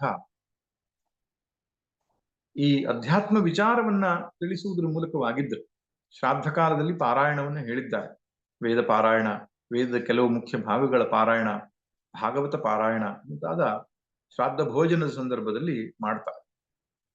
ವಸುರುದ್ರ ಆದಿತ್ಯರನ್ನ ಬ್ರಾಹ್ಮಣರಲ್ಲಿ ಆವಾಹನೆ ಮಾಡಿ ಅವರಿಗೆ ಭೋಜನವನ್ನ ಮಾಡಿಸುವಂತಹ ಸಂದರ್ಭದಲ್ಲಿ ಪಾರಾಯಣ ಅನ್ನುವಂಥದ್ದು ಒಂದು ಪ್ರಕ್ರಿಯೆ ಇದೆ. ನಿಜವಾಗಿ ಕೇವಲ ಶ್ರಾದ್ದದಲ್ಲಿ ಅಷ್ಟೇ ಅಲ್ಲ, ನಿತ್ಯವೂ ಕೂಡ ನಾವು ಭೋಜನ ಮಾಡುವಾಗ ಪವಿತ್ರವಾದಂತಹ ಚಿಂತನೆಗಳಿಂದ ಒಡಗೂಡಿದವರಾಗಿ ಆಹಾರ ಸ್ವೀಕರಿಸಬೇಕು ಅನ್ನೋದು ಶಾಸ್ತ್ರದ ನಿಯಮ.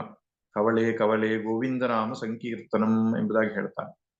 ಒಂದೊಂದು ತುತ್ತಿಗೂ ಭಗವಂತನ ಸ್ಮರಣೆ ಮಾಡಿಕೊಂಡು ಆಹಾರ ಸೇವಿಸಿದ್ರೆ ಆ ಅನ್ನ ಅನ್ನುವಂಥದ್ದು ಮನಸ್ಸನ್ನು ಶುದ್ಧಿ ಮಾಡುತ್ತೆ ಎಂಬುದಾಗಿ. ಅದಕ್ಕೆ ಭೋಜನದ ಸಂದರ್ಭದಲ್ಲಿ ಗ್ರಂಥ ಹೇಳುವುದು ಅಂತ ಒಂದು ಪ್ರಕ್ರಿಯೆ ಇದೆ, ಶ್ಲೋಕಗಳನ್ನು ಹೇಳೋದು ಅಂತ. ಮನಸ್ಸು ಆ ಕಡೆಗೆ ಸೆಳೆಯಲಿ, ಲೌಕಿಕ ವಿಚಾರಗಳನ್ನು ಮಾತಾಡಬೇಡಿ ಎನ್ನುವುದಕ್ಕೆ. ಅದರಲ್ಲಿ ವಿಶೇಷವಾಗಿ ಶ್ರಾದ್ದದ ಸಂದರ್ಭ ಅನ್ನುವಂಥದ್ದು, ಶ್ರಾದ್ದವೂ ಕೂಡ ಒಂದು ಯಜ್ಞದ ಹಾಗೆ. ಅಲ್ಲಿ ಹವಿಸ್ಸನ್ನ ಕೊಟ್ರೆ ಇಲ್ಲಿ ಕವ್ಯವನ್ನ ನೀಡುತ್ತಾರೆ. ಹವ್ಯ ಕವ್ಯ ಎಂಬುದಾಗಿ ಹೇಳಿ. ಅದರಿಂದ ಪಿತೃದೇವತೆಗಳನ್ನು ಉದ್ದೇಶಿಸಿ ಮಾಡತಕ್ಕಂಥ ಒಂದು ಶ್ರೇಷ್ಠವಾದ ಕರ್ಮ ಅದು ಶ್ರಾದ್ದ. ಆ ಶ್ರಾದ್ದದ ಫಲ ಹೆಚ್ಚು ಬರಬೇಕು ಅಂದ್ರೆ ಕಠೋಪನಿಷತ್ತಿನ ಏನು ಪಾರಾಯಣ, ಅರ್ಥಚಿಂತನೆ ಅನ್ನುವಂಥದ್ದು ಆ ಭೋಜನ ಕಾಲದಲ್ಲಿ ನಡೆಯಬೇಕು ಎಂಬುದಾಗಿ ಕಠೋಪನಿಷತ್ತು ಹೇಳುತ್ತೆ. ಇದು ಗೌಣ ಫಲವಾಗಿದ್ರೂ ಕೂಡ ಹೀಗೂ ಫಲ ಇದೆ. ಅದಕ್ಕೆ ನೀವು ಅರ್ಥಾನುಸಂಧಾನವನ್ನು ಮಾಡಿ, ನಿಧಿಧ್ಯಾಸನವನ್ನು ಮಾಡಿ, ಜ್ಞಾನನಿಷ್ಠೆಯನ್ನು ಪಡೆಯುವಂತಹ ಒಂದು ಶ್ರೇಷ್ಠ ಫಲ ಅಷ್ಟೇ ಅಲ್ಲ, ಅದರ ಪಾರಾಯಣಾದಿಗಳಿಂದಲೂ ಕೂಡ ಒಬ್ಬನು ಶ್ರೇಷ್ಠವಾದಂತಹ ಪುಣ್ಯವನ್ನು ಸಂಪಾದಿಸಲಿಕ್ಕೆ ಸಾಧ್ಯ ಎಂಬುದಾಗಿ ಶ್ರುತಿ ನಮಗೆ ತಿಳಿಸಿಕೊಡುತ್ತೆ. ಆ ನಿಟ್ಟಿನಿಂದ ಕಠೋಪನಿಷತ್ತು ಎನ್ನುವಂಥದ್ದು ಉಪನಿಷತ್ತುಗಳಲ್ಲಿ ಒಂದು ಮುಖ್ಯವಾದಂಥ ಸ್ಥಾನವನ್ನ ಅಲಂಕರಿಸಿದೆ. ಸಾಕ್ಷಾತ್ ಯಮಧರ್ಮನೇ ತತ್ವವನ್ನ ಶ್ರೇಷ್ಠ ಶಿಷ್ಯನಾದ ನಚಿಕೇತನಿಗೆ ತಿಳಿಸಿಕೊಟ್ಟಂತಹ ಈ ಉಪನಿಷತ್ತು ಇನ್ನು 3 ವಲ್ಲಿಗಳನ್ನು ಒಳಗೊಂಡಿದೆ. 2ನೇ ಅಧ್ಯಾಯ ಆರಂಭ ಆಗತ್ತೆ ಮುಂದಿನ ತರಗತಿಯಿಂದ. 2ನೇ ಅಧ್ಯಾಯದಲ್ಲಿ ಮತ್ತೆ 3 ವಲ್ಲಿಗಳಿವೆ. ಅದಕ್ಕಿಂತ ಮುಂಚೆ ನಾವು ಇಡೀ ಉಪನಿಷತ್ತಿನ ಅಂದ್ರೆ 1ನೇ ಅಧ್ಯಾಯದ ಒಂದು ಸಂಕ್ಷಿಪ್ತವಾದಂತಹ ಪೂರ್ವ ಅವಲೋಕನ, ಸಿಂಹಾವಲೋಕನವನ್ನು ಮಾಡಿಕೊಂಡು ಮತ್ತೆ ಮುಂದಿನ ಅಧ್ಯಾಯಕ್ಕೆ ಪ್ರವೇಶ ಮಾಡೋಣ ಅಂತ ಹೇಳ್ತಾ, ಸರ್ವೇ ಭವಂತು ಸುಖಿನಃ, ಸರ್ವೇ ಸಂತು ನಿರಾಮಯಾಃ, ಸರ್ವೇ ಭದ್ರಾಣಿ ಪಶ್ಯಂತು, ಮಾ ಕಶ್ಚಿತ್ ದುಃಖಭಾಗ್ ಭವೇತ್. ಓಂ ಶಾಂತಿ ಶಾಂತಿ ಶಾಂತಿ. ಹರಿ ಓಂ. ನಾರಾಯಣ ನಾರಾಯಣ ನಾರಾಯಣ.